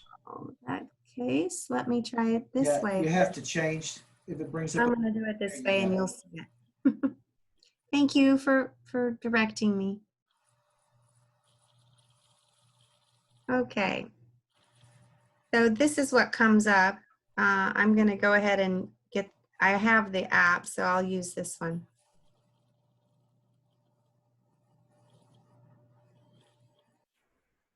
And it's thinking. You would like to do that. There, I would like it to think faster, but there we are. Now you can see it, right? Teams? We can see your teams, yes. Happy day. All right, so this is the button where you join or create a team. And if you were going to join a team, you click on that and you'll put a code in here. I'm going to share that code with you. The team itself is called MySchool Online Resources. And this is where I go to share the code for the team. And you all will put it in, and the team code is this. EN, I think that's an LO 5DB. Yeah, it's an L. Okay, I'll give you a minute to write that down. And then I want to go back and show you how we can use this team to talk together and share things. So the first thing is these on the left are meeting rooms. So they're permanent meeting rooms. So if you are an elementary ELA teacher and you click here, then you would be able to have conversations in this area, share files in this area, and also there are collaborative notes that you can do when you click on the notes button up here. So you obviously don't need to see all of these meeting rooms. So if you were not an elementary ELA teacher, you'd click on the 3 dots next to it and you would hide. But remember, don't delete a channel, you delete other people's resources. And I'll go in and I'll disable that so you can't accidentally delete it. But just for your purposes, you want to hide the meeting rooms that you don't have any need for. And also click those 3 dots and turn on the notifications. So when somebody else goes in and adds files or posts a question, you'll actually know that there's a change has happened in that meeting room, and you'll be able to get it. See the little dot that's showing up here in my chat area is telling me that somebody has mentioned my name in a chat, and so when I can go in and click on it and see what's going on. So we can actually have meetings inside of these little meeting rooms when, you know, just the ELA people could get together. And I'm going to click on that particular meeting room. There's nothing in here. It's an empty team right now. But if you wanted to meet with the ELA people, you say, okay, guys, all of us ELA people, we're all going to meet on Tuesdays at 8:30 for a half an hour. You could go in here and schedule a meeting, and whoever's the elementary ELA just shows up right here, and click on a blue bar. There'll be a big blue bar here, and that would put you right into the meeting. So you don't even have to put it on your calendar. And anybody who is in the team could go in. So any of you high school ELA people, if you wanted to add stuff into that conversation, you can do that. So these are meeting rooms. The general tab, this general meeting room, is for everybody in the whole team. So if you've got something you want to share with the whole group, hey, you can just write it down here. This section is for everybody. I'm just typing that in, and I click the little airplane over here to send the message. This is also how I can share a file. So, and I can pull that off of my Google Drive, my OneDrive, off of another team, out of Recents, or just upload something I've saved to my computer. And what I really love about this is if you share a file here in the conversation, because we're in posts, if you share a file here, the really neat thing is it will save all files. Let's see if I can find something that might be useful. Building classroom culture. That's kind of nice. So anything that you share in the conversation area is gathered together automatically in the file section. So 6 months from now, you don't want to be, sliding through here trying to get to the conversation that happened back in August. You can just go into the file section and everybody's files are going to be in there. So then that's from the general area. So if you're a high school ELA teacher and you guys have been sharing files right here, hey, Michelle, way to go. Your files are going to be saved in the meeting room itself. So meeting rooms have files, and then the entire team also has files. So this staff notebook is a place where if we have something we want to get a copy to everybody that you can make copies of, this will generate individual copies to people. Whereas if we're in the meeting rooms, it's not the notebook itself, it's your section of the notebook. Any work that we create inside of the meeting room over here is automatically a shared document. Nothing has to be saved. It's all saved in the team. And anybody can write on this document, if we start one, at the same time. And it works more like a bulletin board than it does like a Word doc. So the line here gives us the title. Let me try that one more time. Click in the right spot. And this is our practice one. So I could type here and write title. I could type over here and say, what do you guys do about absentee? Whatever the question is, and you all could come right underneath here and give me some answers. So, or we could, make this the title page on absentees. And anybody could put their ideas down here. This little pointy arrow next to us is how you get to the table of contents. So if we want to start another page, and this one is about, engagement ideas, then you all can come in here and click and give us some engagement ideas. So anyway, that's what a team is. This is how you use the meeting rooms. And when I click in the general, that's the only place that I see the entire staff notebook. And we just encourage you to get together with your people that are doing the same sort of thing that you're doing. Share some conversation with them, ask some questions, and share some files. And I'll be happy to help you guys with this. So one of my jobs, as you guys are going into this experience, is to be there to try to help you. So while I'm not an Edgenuity expert, I can do the teams pretty solid, and I can help support you in any way that I possibly can. So you have me in this team, and you have each other in this team, and this is just a place that we can get together and chat. And we don't have to hunt through all those emails. So what if you just wanted to talk to one person or two? Then you can use this button right up here, and you can start a chat with somebody. So I saw, let's see, I think I saw Townsend. Oops, spelled your name wrong. Here you are. I was talking to you yesterday. What is your first name, sir?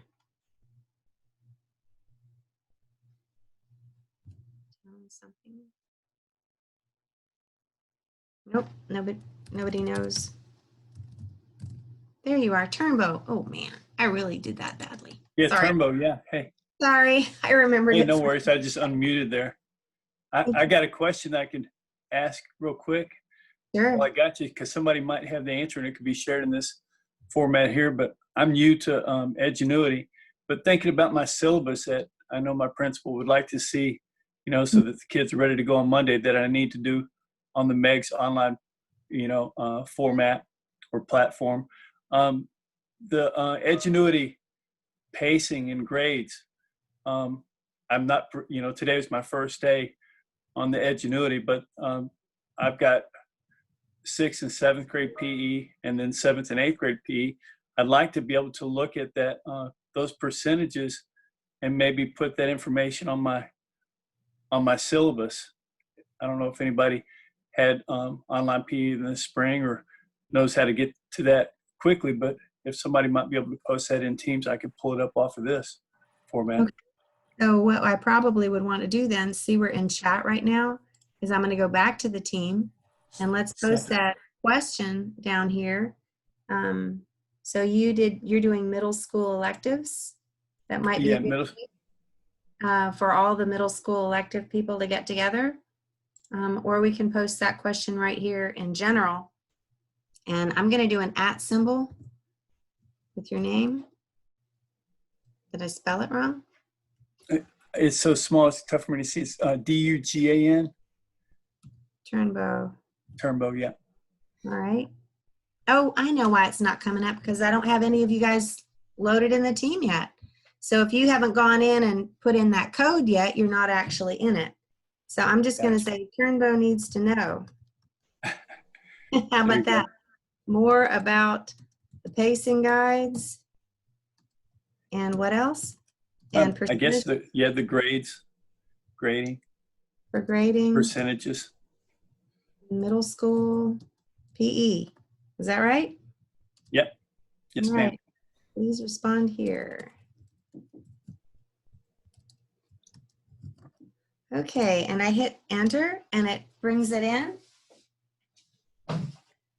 And then any of you that want to reply to him would just go ahead and click that reply button right underneath where I posted that.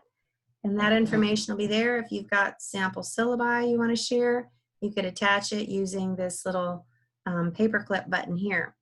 If you've got a video you want to share, you can click on the YouTube button, and that's going to take you straight into YouTube, and you could do, you know, a topic search. Obviously, I don't know what the right one would be, but if you're creating videos that you want to share with others, you could actually post them in here as well. And then I'm just going to pick this one. I know it's not the right thing, but so once you've added it, you click the send button. The best news about Teams is it's not quite like Outlook. So if you've made a mistake and, ooh, I posted the wrong video, you can come up to the 3 dots next to it and you can either edit it or you can delete it entirely. So that's kind of cool. Another thing that you can do in here is you can, we could do a poll. So want to do a poll. I'm gonna hit enter for that. Come right over here next to it, 3 dots, where it says more actions, we could create a poll. How many of you guys are doing this? How many of you guys are doing that? And you just type it in here. It makes a form and allows you to access the information later if you're interested in that. So who does late assignments? I'm not saying that very well. And we just do yes and no. If you choose to click in and participate in, ooh, not new, no. If you choose to participate in that, it's anonymous for the team, but something where I could find out who made the votes will show up in my forms, since I'm the one who created the poll. But you all can create polls over here in the small group meeting rooms if that's something you want to do. Anybody have a question you want to unmute and ask me? I'm going to answer a couple questions I've seen from chat. Can you hear me? I can. I cannot see the chat right now, so I thank you for doing Yeah, it. I think I'm still in the waiting room. I tried to comment. It says I'm in the waiting room, but don't worry about that. Yes, as far as the weights for PE, if you go in and you can get those by going into that and going to course options that I showed earlier. We'll show you the weights for each individual, each of those courses. And also, after you assign the course to a student, you can click on that student and you can go in and see the pacing. Someone also asked about getting a list of teachers who are teaching the subject area. Yes, I know that you can get similar teachers in Edgenuity, but I'm not sure that's going to be the case the way we had it set up. So I've got that down as a question to ask, see if I can get a list to mail out to everybody. All right. How do I make you the owner of this thing again? Click More next to my name. More next to your name. I'm not seeing that, but I'm going to find you. I'll find you. Mr. McSween, may I ask a question? Of course. For the progress reports that we have to send out on a weekly basis, is there any way, or maybe you went over this already, is there any way in Edgenuity that we can just have a feature where all of them are sent, or do we have to individually click for students to be sent their progress reports? To my understanding, without having that email setup that I showed, it would have to be individually. If the email is set in the student profile, then it will automatically send it every week to that parent email address. For students and for parents, so it'll send it to the email address. It'll send it to the email address that is listed under that parent contact. Okay, but for students, are there? I'm sorry, I couldn't hear you. You're muted, Lydia. For students, the Okaloosa County email addresses, do those automatically follow the students once we create the groups in Edgenuity? Yes. Okay. That their emails still will go to yes. You can still use the email addresses that they have, which is just their username at student.okaloosaschools.com. And they'll automatically get those weekly progress reports. Well, they won't have to. Let me show you what they see. Also, You're the host again, so go ahead. Share your screen. Right, so, okay, good deal. I'm going to share and go back into my Edgenuity. I think I've still got the, oh, that is not it. Yeah, that is it. All right, so what are you seeing now? I see your file explorer. Okay, that is not really what I wanted to show you. That's the that's the thing from the other meeting. So let's change that. It's hard to tell what screens are which. It is. You have so many. It's just me. There we go. And click share, which is what I always forget. So we're back now in Edgenuity. Yep. We're not? Yes, we are. Okay, We're good. back in Edgenuity. All right, so I'm going to exit Edgenuity and go back to my class link real quick.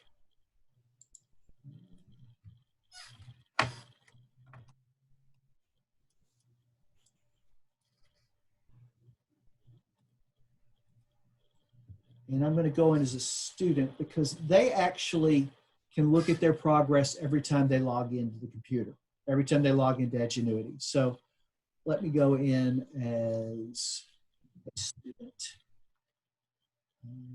Obviously a fake student. I need to move this. There we go.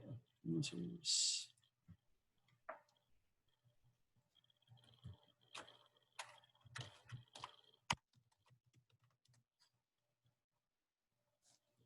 All right, so this is another, just a way I can impersonate inside of ClassLink, but it allows me to basically go in as the student. So I'm going to find MySchool Online, and I'm going to click on that, and it's going to show me, he doesn't have any grades, but this right here will show them done and if they're on target or not. And once they have something, it'll actually show their grade. Is that what you're talking about, Ms. Foster? Well, with the teacher contact, when the teachers contact their students, we should be sending them a progress report. Is there any way to set it so that, you know, every Monday or every Friday, you know, they just automatically get a progress report? Okay. The other way that we can do that, let me stop doing John tests. The only other way I know is similar to what we did with the parents. So let me go back into my Edgenuity.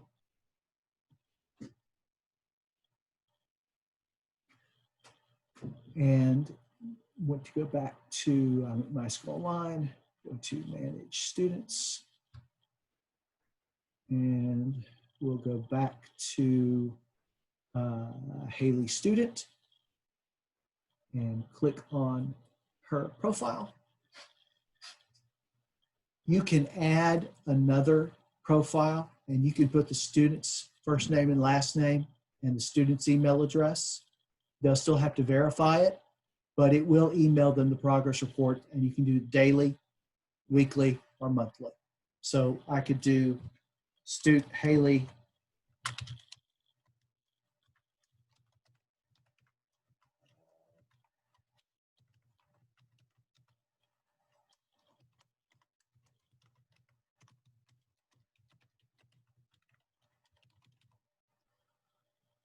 email progress, weekly, save parent or guardian. Now this is not opening up, there's the parent portal or the family portal that they can see.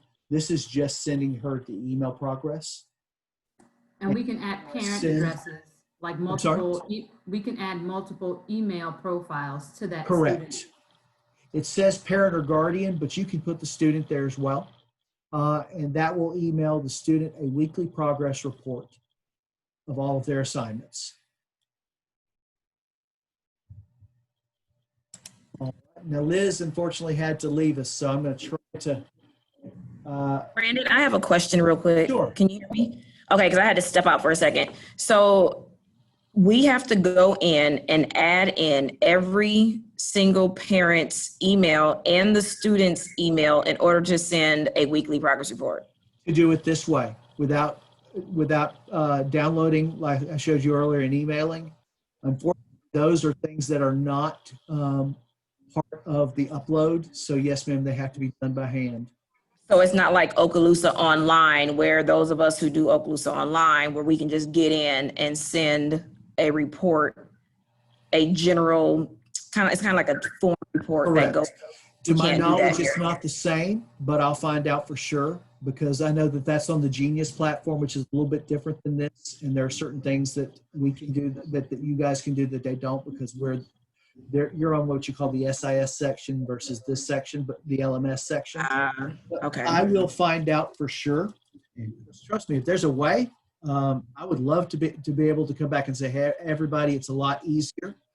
I'll find out about that. You're talking about emailing entire class. Also, Brandon, why are we having to email a student progress report when the student can see the progress report on Edgenuity? I understand the purpose of emailing to the parent, because parents don't oftentimes check behind the student, but the student gets the report right there in front of him. Why am I going and emailing him a report that's already available to him? That would be a question for curriculum. I'm only responding because someone mentioned that was something you guys were told to do. Correct. I'm just, okay. You saw what I did was I originally logged into a student and showed you that you could see it as soon as you log in, what the progress is, but yes. Well, just to clarify, I think it counts as a part of that weekly contact that you Okay. have to have with students. It may not have to be a progress report, but I know that, you know, we have to have a certain amount of contact each week Okay. with parents. Hey, Miss McCarthy. Hey, Lydia. Hope you're doing Yeah. well and your baby's doing well. Thank you. All right. Well, I believe that we have covered just about everything. We went over to the video library, resources, the grading, how to look at that, orientation video, passing thresholds, monitoring. I believe that's all I have at this time. I'm going to stay on and answer any questions that you have. If you have questions, just unmute and we'll do what we can. I am making, before you leave, I do want to go over some of the things that I'm working based on the two previous, or the other group that we had. You're going to get a copy of this video, or I'm going to send you a link, or send you this video so that you can view it, as well as the chat. I've also been asked if there's a way to print out quizzes and tests without answers. I'm going to find out on that and see what Edgenuity will allow with that. Sometimes they don't allow those things. Sometimes they do. We got asked about some type of group where you guys could get together. That's what Liz was talking about with the Teams group that we created. I'm going to check on getting you a list of teachers that are teaching what subjects they are so that you can better meet with them. Let's see. Also, I've been asked for a list of course numbers. I'm going to get that to you. And I think that's, about extra retakes if needed. If there's an issue with assigning that, which again, I don't believe that will be an issue at all. All right, so what other questions do you have? Yes, sir. Hey, Brandon. Yes, sir. On the, I'm trying to look at, trying to prepare my syllabus, for the Meg's page there. And in Edgenuity right now, I'm on the page. I just tried to tinker around with students' courses and reports, but right now I'm on the page for one of my classes, 6th and 7th grade PE, but I still am not able to navigate and get to those percentages for those different assignments. Yeah, I'll show you. Maybe if you could, your screen is really very small on my pad here, and so that might be part of my trouble, but if we could slow down, go step by step, you might save me some grief and trying to get that information off of Teams so that I can post it on my webpage there for the school. No problem. Yes, sir. Okay, and also I will show you, I'll do, during this time, I'll also show you how to enable a student who's archived. I've been asked that a couple of times. And okay. A template to help us with the initial contact with parents and students, I do not have. If you could clarify what you mean by that in the chat, I'll try to help you as much as I can. But let's go through. I'm going to go in, and you said you're in MySchool Online or at Meg's right now in your Edgenuity? Yeah, I'm on Edgenuity right now, through ClassLink. Are you in MySchool Online or are you at Meg's? Yeah. Okay. I'm at home. But all you have to do is if you go to Manage Courses. Yep. And it brings up all of the courses that are available for MySchool Online. And you're looking for specifically for the PE course. So I'd go up here and filter to electives and hit apply. I would not filter grades because for some reason they don't always pull the course that I want. And there. So right now, hey, Brandon. Yes. I'm sorry. So I went to the courses. I'm trying to follow you, but you're clicking, so I'm kind of going back. Sorry. I'll go slow. So I'm on Manage Courses, and so you were able to get to like the PE or the electives pretty quick, and so I missed that there. So okay, so what I did is I clicked on Filter. Okay. And there are different ways you can filter, but I clicked on Subject. Okay. and clicked on electives. All right. And so on my, Apply. okay, elected, I see it. Yeah. And so do I apply that? Yes, please apply it. It's going to spin a little bit. That's going to bring up a new list that's just the electives. Let me know when you see that. Yes, sir. And then I see you got, I see my classes there. You want to just do 6? Like, so if I do physical education 6th and 7th? Okay, so what you do is I'm right here at physical education 6 and 7A because we're looking at first semester. I click the Right. course next to the course name, and then I scroll up. Yeah. And what I want to do is click on Edit Course Options. Gotcha. Okay, so when I click on Okay. that, it's going to bring up course options, and the very first thing at the top on the right are the different weights. I see that. Yeah. Awesome. And I probably could screenshot that if I knew how to do it. All right. And so I should be able to go back and just repeat that for the other grade. I would imagine the 7th and 8th They grade should be is the same. The PEs for middle school should have the exact same weightings. For 7th and 8th grade, and Yes. then for 6th and 7th grade. They should be the Excellent. same. Excellent. That gets me there on that, so I don't want to hog the time from anybody else. Okay. Unarchiving a student. So I'm going to change from MySchool Online because I don't think I have any archived students. And I'm going to pick a new school I haven't picked before. I'm going to go to STEM. And I go to Manage Students, and I look at all of the students, and that student who's in my class, I can't find. So I go to Archived, and then I search for my student. There are no archived students at STEM. That's right, because last year's the first year they had it. So let's don't do STEM. That sort of defeats my thunder. So let's do, we'll go Meg's Middle School. And I go to Students, and it brings up all the students at Meg's. Approximately 599 right now. And I go up here, the student I'm looking for, I can't find, so I click Archived. And there's the student I need. There was the 7th grader, Alexonia Alexander. So there is my student. All I do is click the box next to the student's name. And what I'm looking for is the box that says Enable. It's not here, so I have to go to More. And there's Enable. And it's going to tell me, are you sure you want to enable this account? Yes, because I want to add them to my group. I enable. It's not quite instantaneous, but it's close. So this was Alexonia Alexander. So now I'm going to go to Active, and there she is. So that's how you enable a student if they're in archived. And again, if you can't find the student, you can always email me. It's very easy for me to search this because I've done it so often, and I can get that student to you.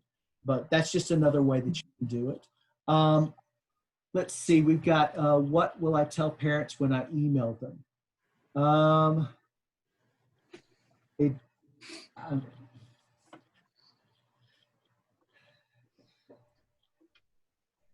I hate to pass the buck, but I think that's something that curriculum will have to go over with you on exactly what they expect for the communication. Yes, ma'am, Ms. Foster. I know what you can tell parents. Tell them to email Brandon McSween. They do already. No. I'm also the ClassLink help desk. There's nothing better than getting an email from a student that just says hello. And it happens all the time. And I can't reply to them because most of the time it's an elementary kid. Go in and click on the help, but I could never reply to them. Yeah, and I don't mind that. You could, if parents have questions, they most definitely can email the ClassLink help desk. Always recommend that. And they can email me. I've got no problem with that. Just don't give them my cell phone. But other than that, anything else is fair game.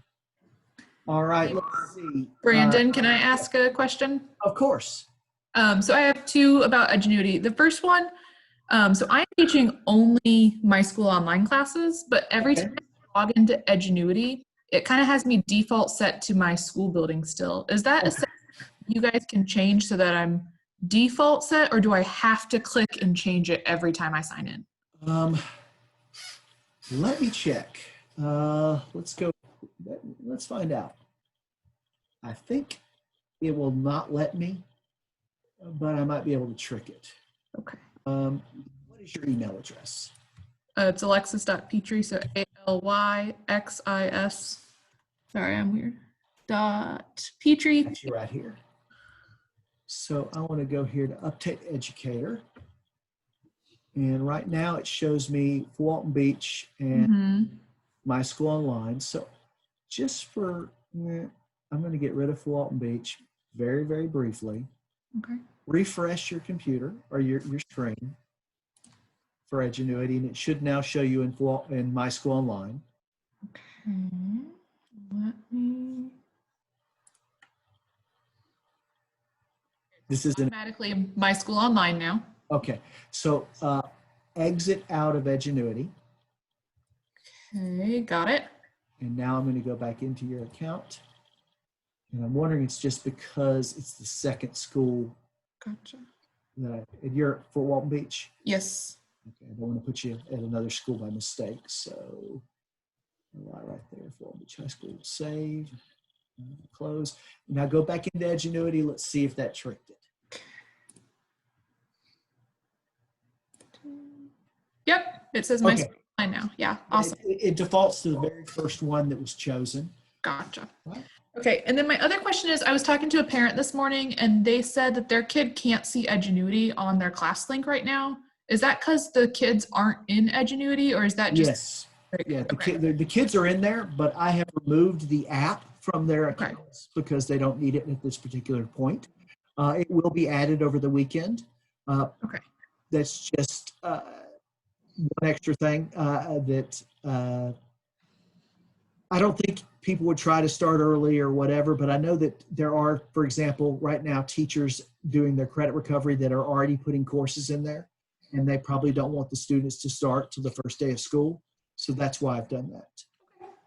That's what I told them. Just wait and be patient. Thanks. It'll be there. Okay, got a couple other questions. Do a parent has to sign a release for each class? I do not know that. I'm not sure about a release. As far as I have quite a few students from 2 different schools. Should I be creating 2 classes or groups to divide them into? That's really up to you. To me, it's a little bit easier to do it that way. If I had sections from each school, and that gets me to another question that was asked, is how do I know which students are from what? Once they start appearing in your grade book, there'll be a section by that, and the sections, we posted that in the last chat, so I'm going to send that chat to you guys as well. It lists the school numbers. Here's how I created the sections. For example, Crestview school number is 0601. So all of their student sections are 601 or 602 or 603. Choctaw is 0581. I did 581, 582, 583. So that's how you will know what schools or what students are from each school based on sections. We tried not to, when we built the sections, to put 2 different schools together. That way it's just easier to know, hey, this many students are from this school, this many students are from this school. We're trying to assign as many as we can to their home school as much as we can, but we know we can't do that always. So that's one thing that you can do. I have a question. Yes. Will you release those school information so like I can know which one of my 4 classes are from each school? Yeah, when it appears in gradebook, and unfortunately that is a rolling out process. When it appears in gradebook, there'll be a section, and it's based on that section. And I will send you the school number, and it'll be associated with that school number. Does that make sense? Clear as mud? Yeah, I'm Is just that- making sure we can get that school number because I have 4 different sections of the same class. So I Correct. No, I've got it in a previous chat. A teacher posted it for everybody. And I'll make sure that when I send out links to this email and chat, I send out the previous chat so you can see that as well. All right, so I have another student person that's got the same issue as Alexis. Let's fix that. And then I'll get to a couple of more questions, but we're pretty much to the question and answering. If you feel good about where you're at, you're more than welcome to finish your day. I know you guys are very, very busy. If you have any questions, my email is the easiest way to get to me normally. I don't even want to know how many I have today because I haven't looked at it because I've been doing meetings, but I do respond to email. I also have my phone number. Let me give that to you just in case. It is 689-7160. I may not answer it, but I do return voicemails. All right, so let's go Edwards. And you're not part of Meg's. Let's fix that here. There we go. Is that 850, Brandon? It is, yes. Yeah, it's just my number here at Carver. And like I said, I hate seeing that red light. It's probably just my OCD showing, but I don't like seeing red light. So I try to answer my voicemails as much as I can.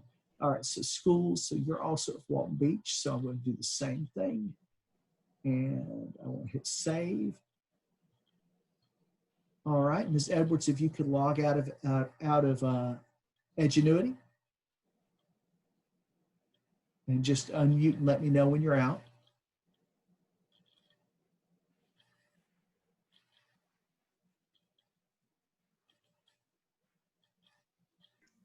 Yeah, I'm not there. I'm not in there. I'm logged out. Okay, perfect. I'm sorry. So I'm going to go back now and click Update Educator. And then I'm going to add back Fort Walton Beach. Make sure I'm adding the correct school. Hit Save. And now when you log in, it should default to MySchool Online.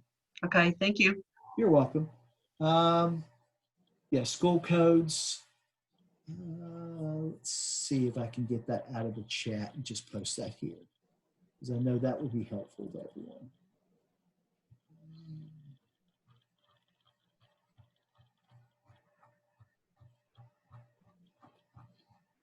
And I can't.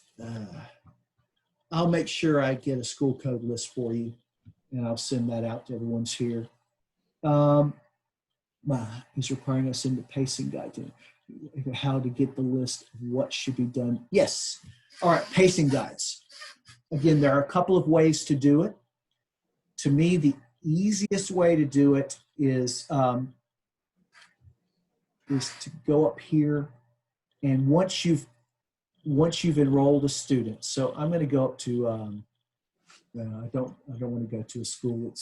I need to go to MySchool Online. This will be the easiest way to do it. I'm going to go to Manage Students. Actually, nope. I want to go to MySchool Online. Always make sure in the top right that you're in the school that you're wanting to be in. And the reason I'm going to MySchool Online is the courses, even though they're the same material, they're set up differently. I want to make sure we will get the same pacing. So now I'm in MySchool Online. I go to Manage Students. And you can choose any student in your group. I'm going to choose Johnny Doe this time. I haven't used John Doe, I don't believe. And I'm going to find my geography right there. And all I do is click on the actual blue, the link that says World Geography. And it's going to pull up, it'll pull up where he's actually at, but the important thing you want is the course report here. It does a PDF, and that PDF will print a daily account of all of the assignments when they're technically due by pace. Excuse me. Yes. Is there a pacing guide for each course, like a general pacing guide for the courses? not necessarily for the individual student? If I go into courses, the closest thing we've got, let's try, see if I can find another one, another way to show you. Let's look at,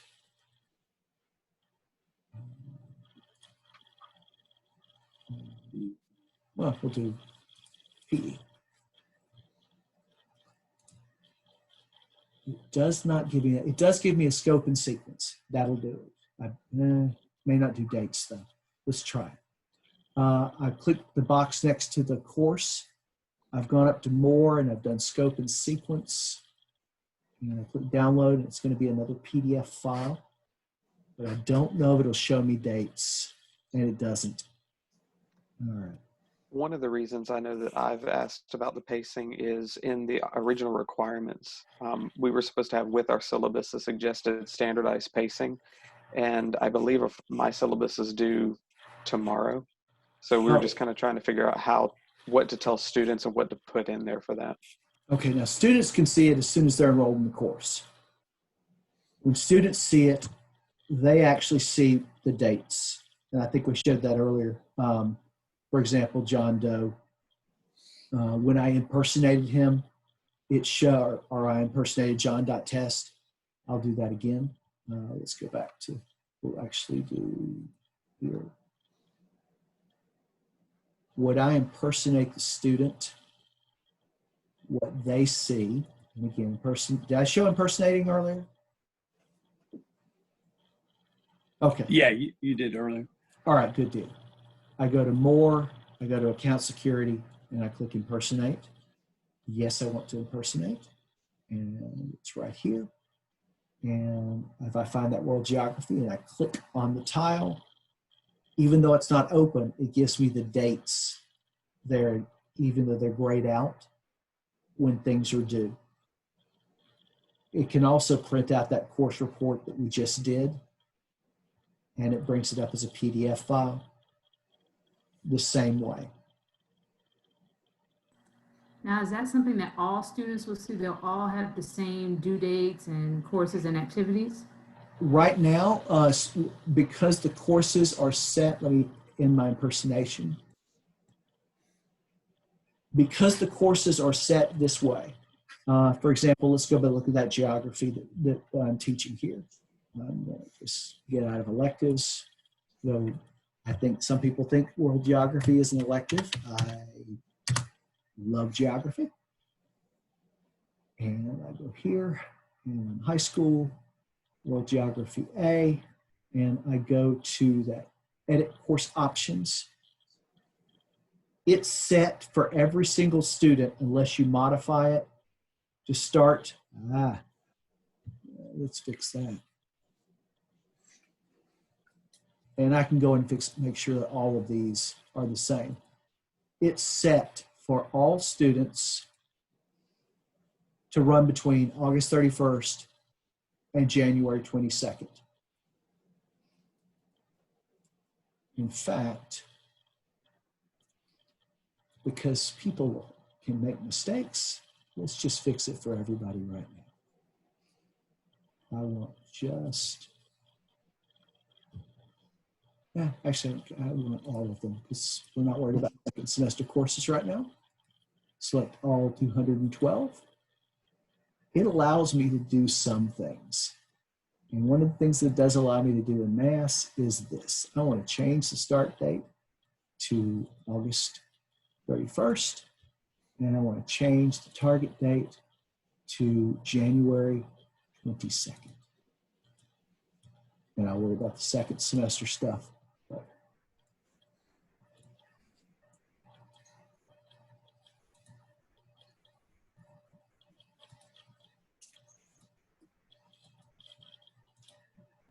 Okay, so now all of the courses, regardless, even though there are no students in there, when the students enrolled in the course, right now they all have the same target dates. They'll all see the same pacing from August 31st all the way to January 22nd, which is the first semester. So that's one way that you can to do that.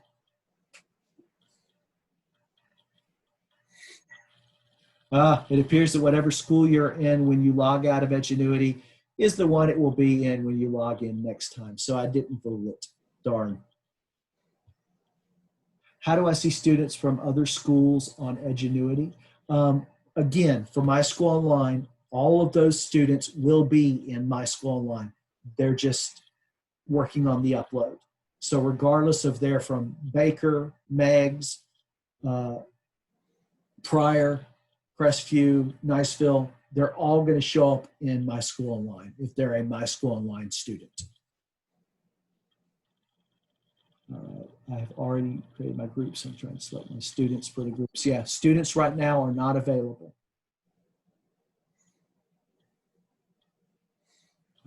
Step by step for setting up classes.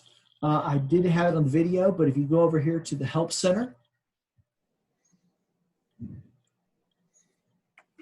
you'll see something here that says setting up classes.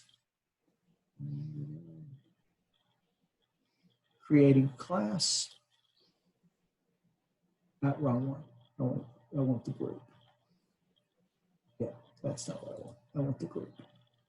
It's actually creating a user group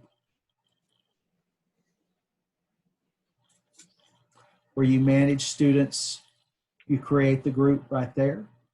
And that's how you can set up your class.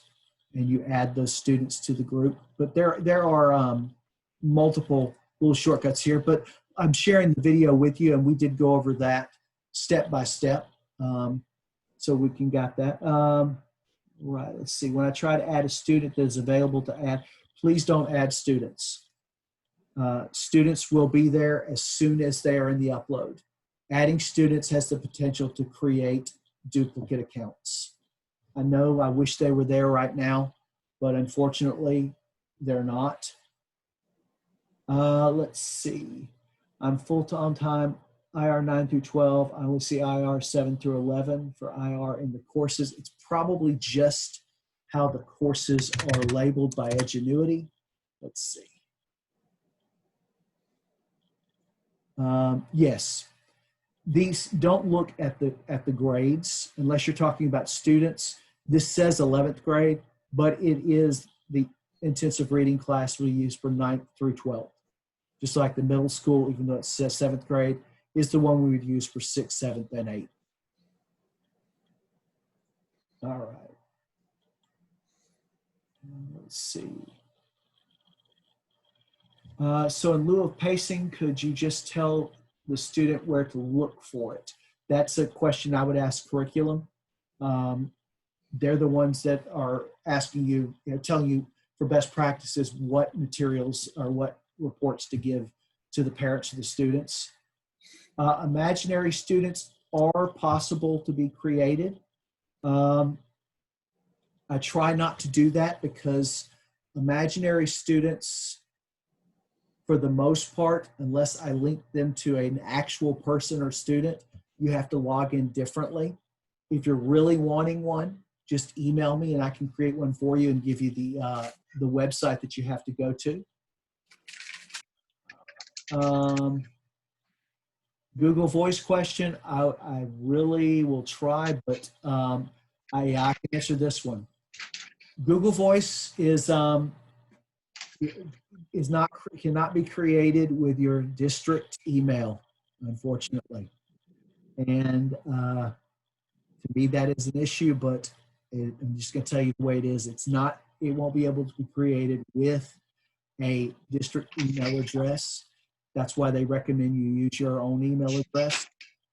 If you have a problem with that, and I might have one, I would definitely email my admin and say, hey, can you get with the district to find out another option for me?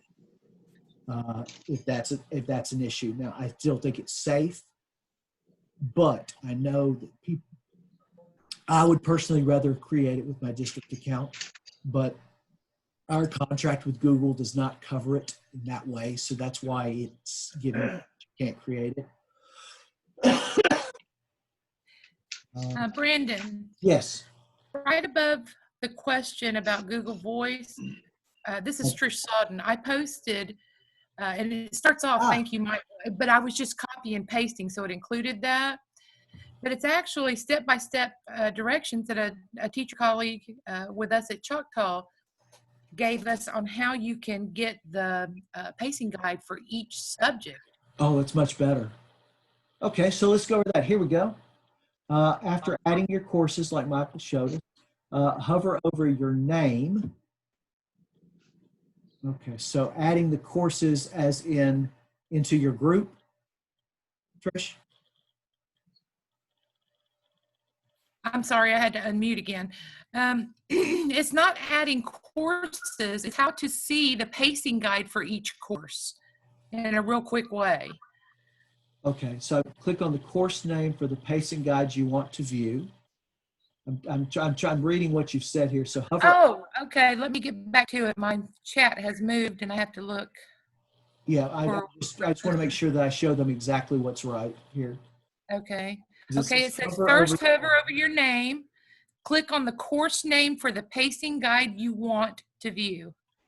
Okay, Then, where am I hovering over the name at? well, I think it's the course name. Maybe choose English. Okay, all right, let's go to courses. Because if there's an easier way to do it. And which one did you click on? Under courses. All right, I'm hovering over. Click on the course name and the pacing guide you want to view.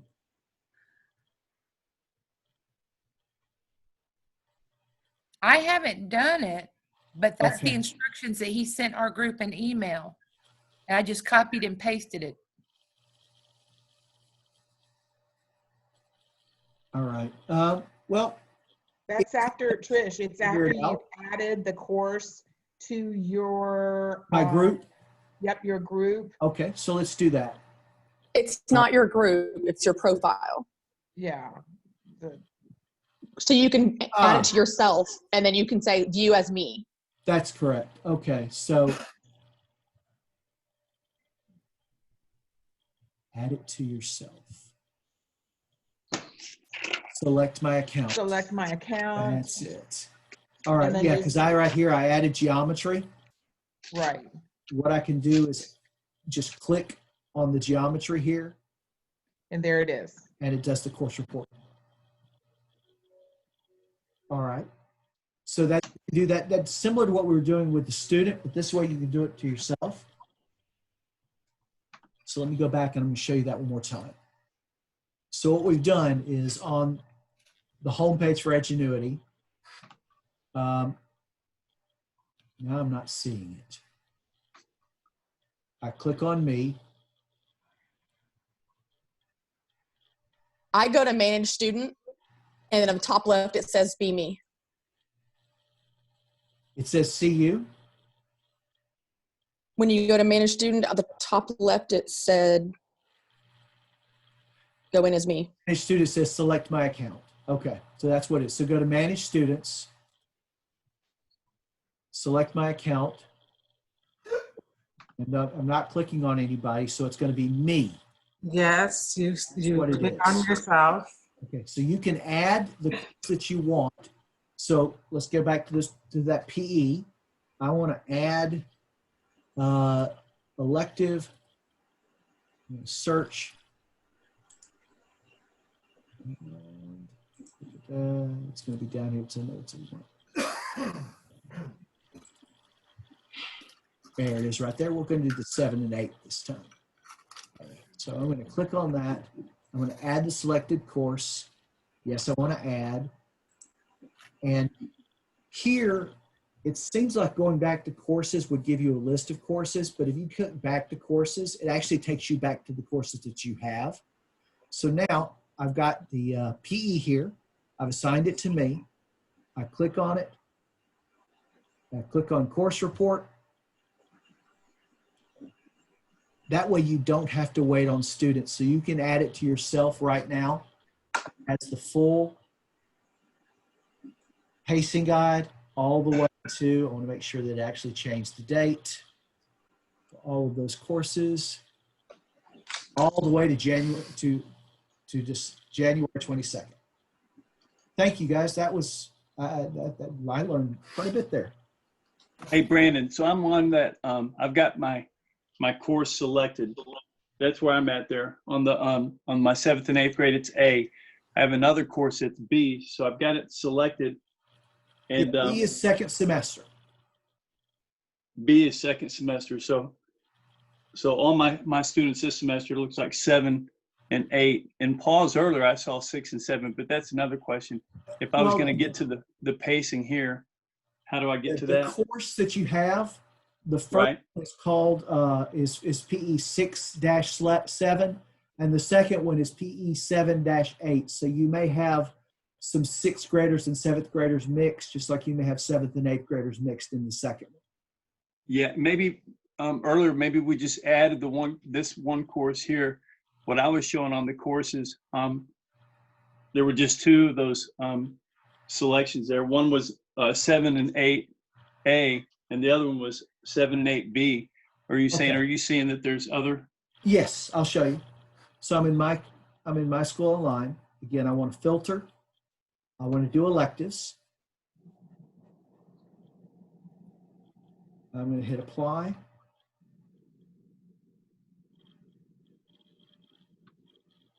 All right, so I go down and there they are right here.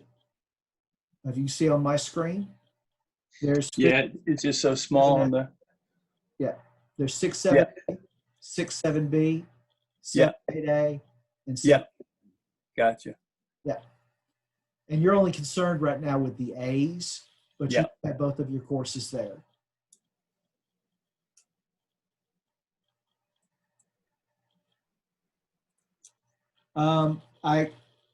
About the district expectation of Google Voice. Again, all I can tell you is that's just not part of the contract we have with Google. I don't know when the voice recommendation was created. I would definitely might mention to your admin to see if there's a way we can adjust that. Hey, they may be able to speak to people above them to see if we can adjust it. Thank you. I think if you go on quarter, you got that. Manage just my campus and add course, then course report. Okay. Anyone know if we have to provide the pacing guide for both semesters? My understanding is just first semester, unless curriculum has changed that, because we're only assuming right now. You know how bad it is to assume, but we're only assuming that this is first semester. We're hoping things, the second semester we can go back to a little bit more of what we're used to, but the possibility is we may not have to. But right now, the hope is for first semester. It doesn't hurt to give them both, but I believe curriculum's expectations, from what I've been talking with them during the summer, was that that it would be for just first semester. When you're expecting students to be added to Edgenuity, I was hoping they would already be added. I'm hoping today. We're up to Edgenuity and our group's computers working together to sync this.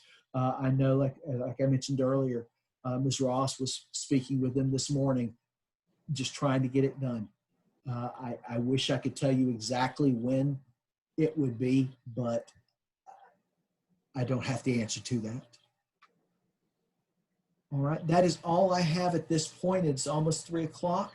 I'm going to stay on to answer any questions, but other than that, you are more than welcome to continue with your day.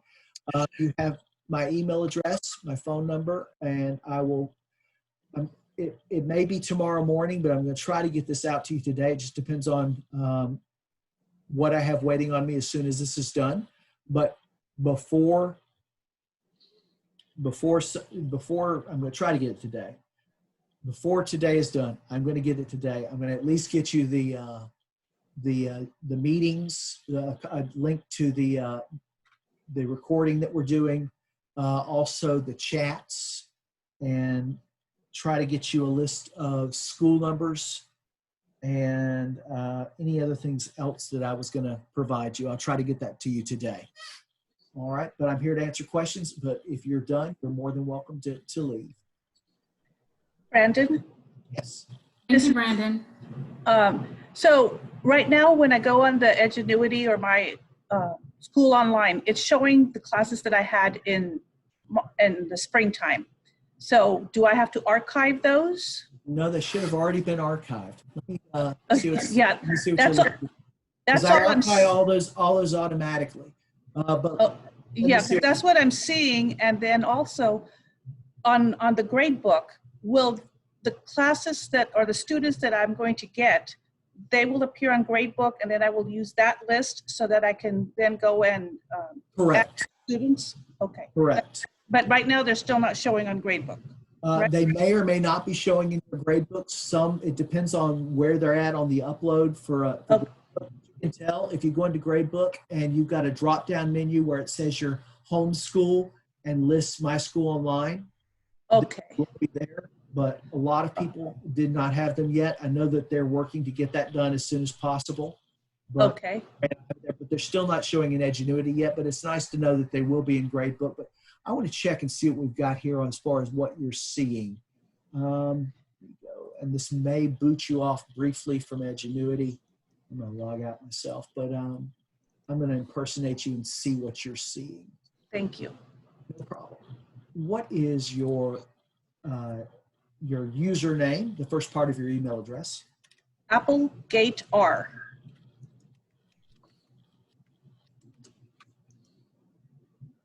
I'll just impersonate.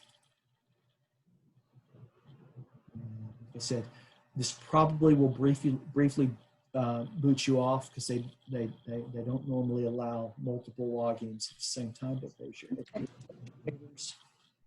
And I'm looking here. Yep. So I'm gonna pull up MySchool Online. So you're telling me in the courses? Yes. When I go to courses, let's see. Oh, yeah. I'm logged out.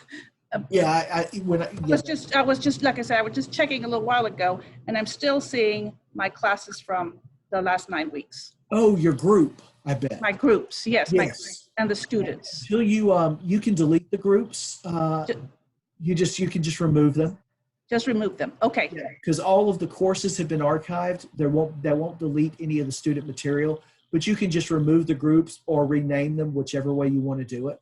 All right.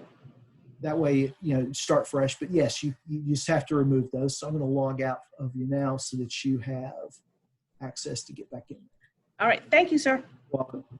Any other questions? I might be the last one on here, Brandon. No. That's not a problem. No, there's a few. There's still a few. Hey, Brandon, I'm looking. Do I need to give my class a name before I get to some of that stuff that you were talking about earlier with getting to that pacing? Do I have to create those classes for myself to get to that?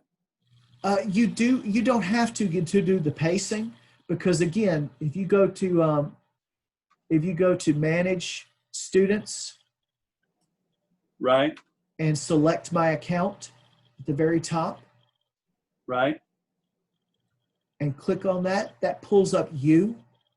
Yep. And then you can add whatever course you want there. So just click on add course. Okay. All right. And you want to go down here and find the course that you're wanting to add. The easiest way for me to do it would be go to click on subject, choose elective, and hit search. Okay. Okay. And then it's not going to be on the first page. It's going to be on the third page. Okay, hold on. Let me go further. No problem. I've got something going on with my toolbar down below. I think it's hiding some of my stuff at times. So I see it. So I see the 6th grade, 7th grade is that first one. Correct. So you want to click both the 6, 7A. Oh, go ahead and click both. Okay. Because you can click multiple. Yep. And so then add selected courses. Uh-huh. And then when you do that, it's going to say, do you want to add more? Or you can go back, or it says back to courses. Right. It says submit at the bottom of those. Yeah, sorry, submit. And then you have a choice of add more or back to courses. Do you see that? Yeah, I see that on the left-hand side, back to courses. So Yes, I don't have any more to add, so go back to courses. Yeah, that's what you want to do is go back to courses, and it now should Okay. list those classes there. Right. And so that the status is not started, right? Correct. Yeah, the status Yeah. is going to be not started. But Gotcha. see the pacing again. Just click on the blue link for the course. So do the edit or no? You don't have to edit. Just click on the blue link. Just click on the course name. Gotcha. And then when you do that, in the top right-hand portion underneath the blue line, you'll see course report. Yes, sir. If you click that, that'll download to your computer right now a PDF copy of the pacing guide for that course. Yeah, that's where my toolbar is hiding at, but I know where it's at from people sharing documents through email. But somehow I've got a sliver on this laptop that they loaned me from Meg's there. I had a desktop back at the school. I got my toolbar at the top, but I got like a 1/4 inch gray line that goes all the way around the bottom. But anyway, I see the pacing now, so I can download that, right? Yes, sir. And I could share that as a pacing guide. Absolutely. And that's set up for every single student that you're going to have in the course. It goes from the very first day to the last day of first semester. And from a pacing guide, what to expect. Right. That says 6th and 7th on there. And so if I wanted to repeat that for the 8th grade, I'm just wondering, I don't think that they would take offense if it had that, but there might be somebody that's persnickety or a parent or administrator say, hey, what about the 8th graders? So well, it's 6 and 7 is one course, and then 7 and 8 is the other course. Yeah. Yeah. So I would just do it for both courses, and I don't think they'd have an issue. They signed up for the course. Edgenuity documents. Let me go back. Hold on one second. See if I can. No problem. I appreciate your patience. I just want to make sure I save it in the right spot there. I'm going to save it under my Edgenuity, and then I could go back and rename it. And so I got the 6th and 7th. And so let's see if I can repeat that for the other class there. Okay. So I'm back at the Turnbow, where direct instruction course report. So do I need to back up?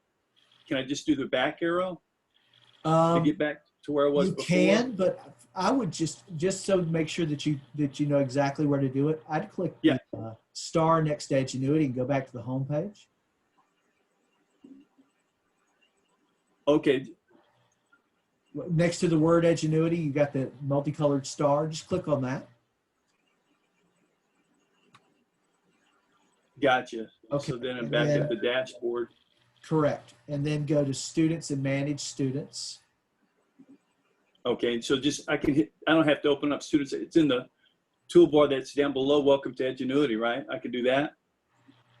Or should I go to the blue line, to the blue tab up top? I would do for right now the blue tab up top. You can do either one. Okay. So go to manage students. Yeah. You're getting me acclimated as we go. I appreciate your patience. The best way to do it, the best way to learn is by doing it. Yeah, and so now I'm back. I Over got the tabs at the bottom, home, group, so forth. Yeah, so what you want to do is where it says select my account, the top left. Yep.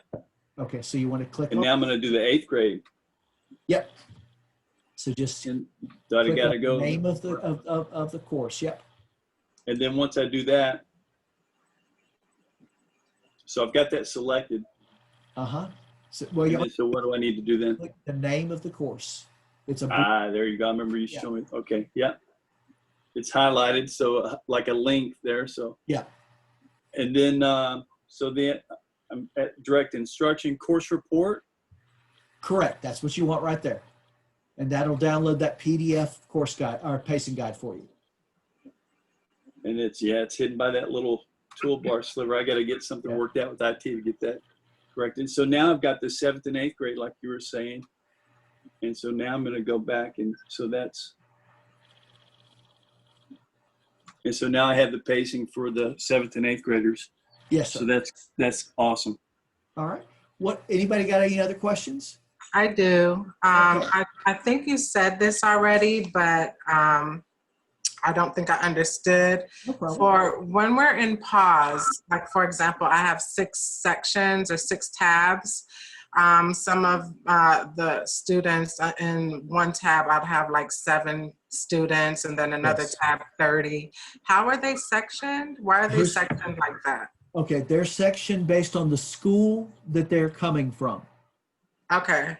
Yeah, one of the things that I'm going to send out is a list of school numbers, because here's how the sections were created.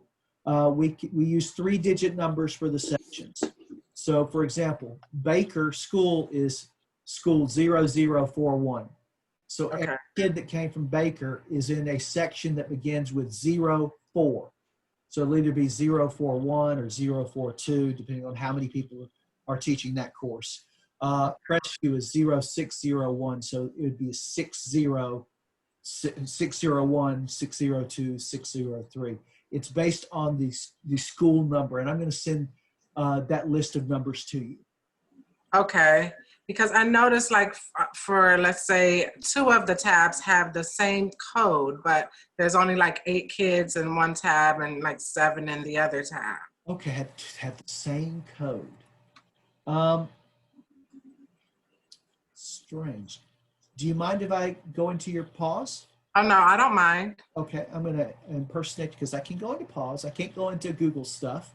Okay. Or email or anything like that, but I can go into pause. Okay. So, let's see what you're seeing. So what is the first part of your email address? My email is lisa.singleton.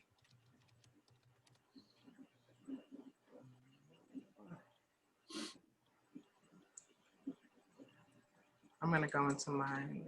Oh, will I be able to see it while you're in it? You should be able to. Pause should not kick you off. So okay. Pause network access, and hopefully you've got it set up properly in ClassLink.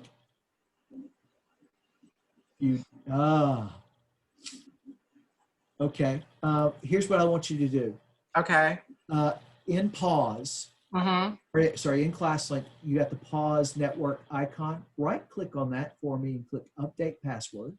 Okay. And this brings up your password locker. Should I do it for the home access because I'm home, or network access? You can, for me right now, do network access and then do home access for you. Okay. Because they're both the same. I just want to make sure, and so that no one sees it, there should be a little eyeball here that you could go in and just make sure that it has your correct password in there. Okay. And let me know. Click save and let me know when that's done. It looks, that's the correct one. It automatically logs me in, but I remember updating it to that one. Okay, so let me try again then.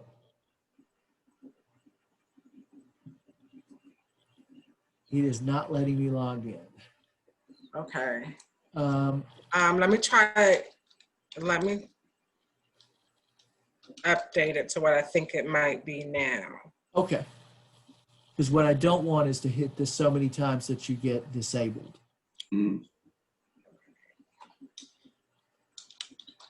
So what you might want to keep up with this stuff. Yeah. So what you might want to do is actually go to the site, and if you I think I did it. Okay. Did it let you in? I was already in, but I just updated it. Okay. So let's try. Fingers crossed.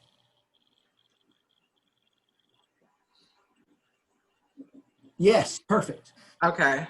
So up here, you should have a drop-down menu. And there it is, MySchool Online. Uh-huh. All right, and then we want to look at the grade book grid.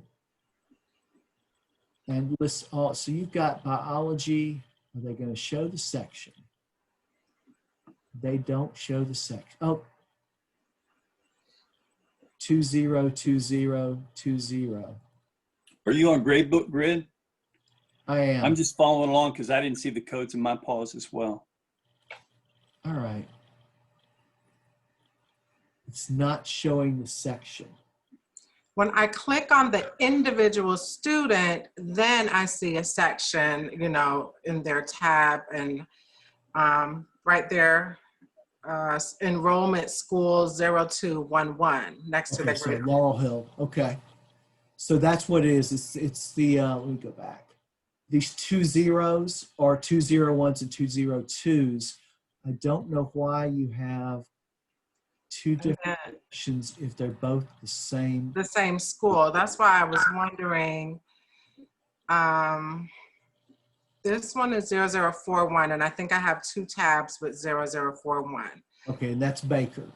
All right. So will I be able, when I create my groups, can I just put them all in one group, even though they're in separate Absolutely. tabs? Okay. Yes, Okay. absolutely.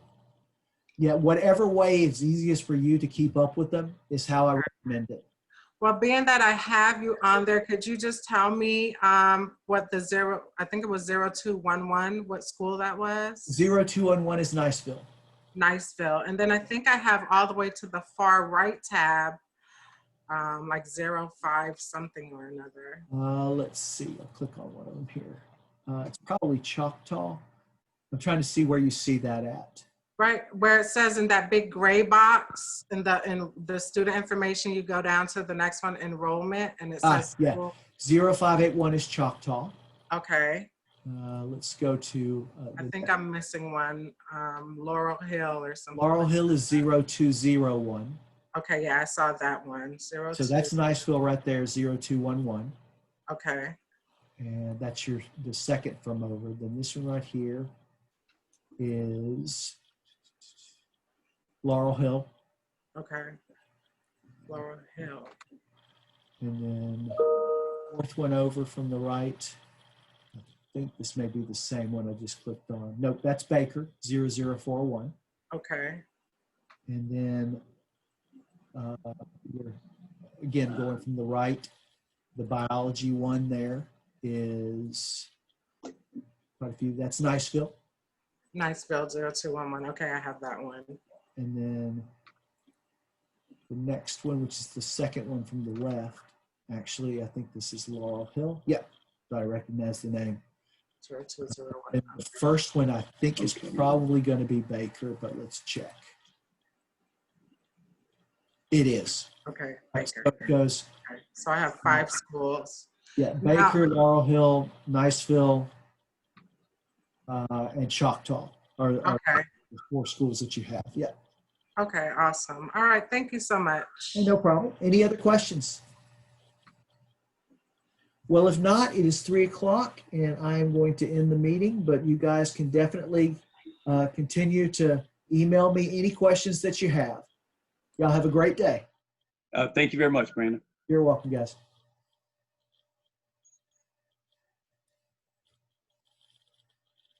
Stop sharing.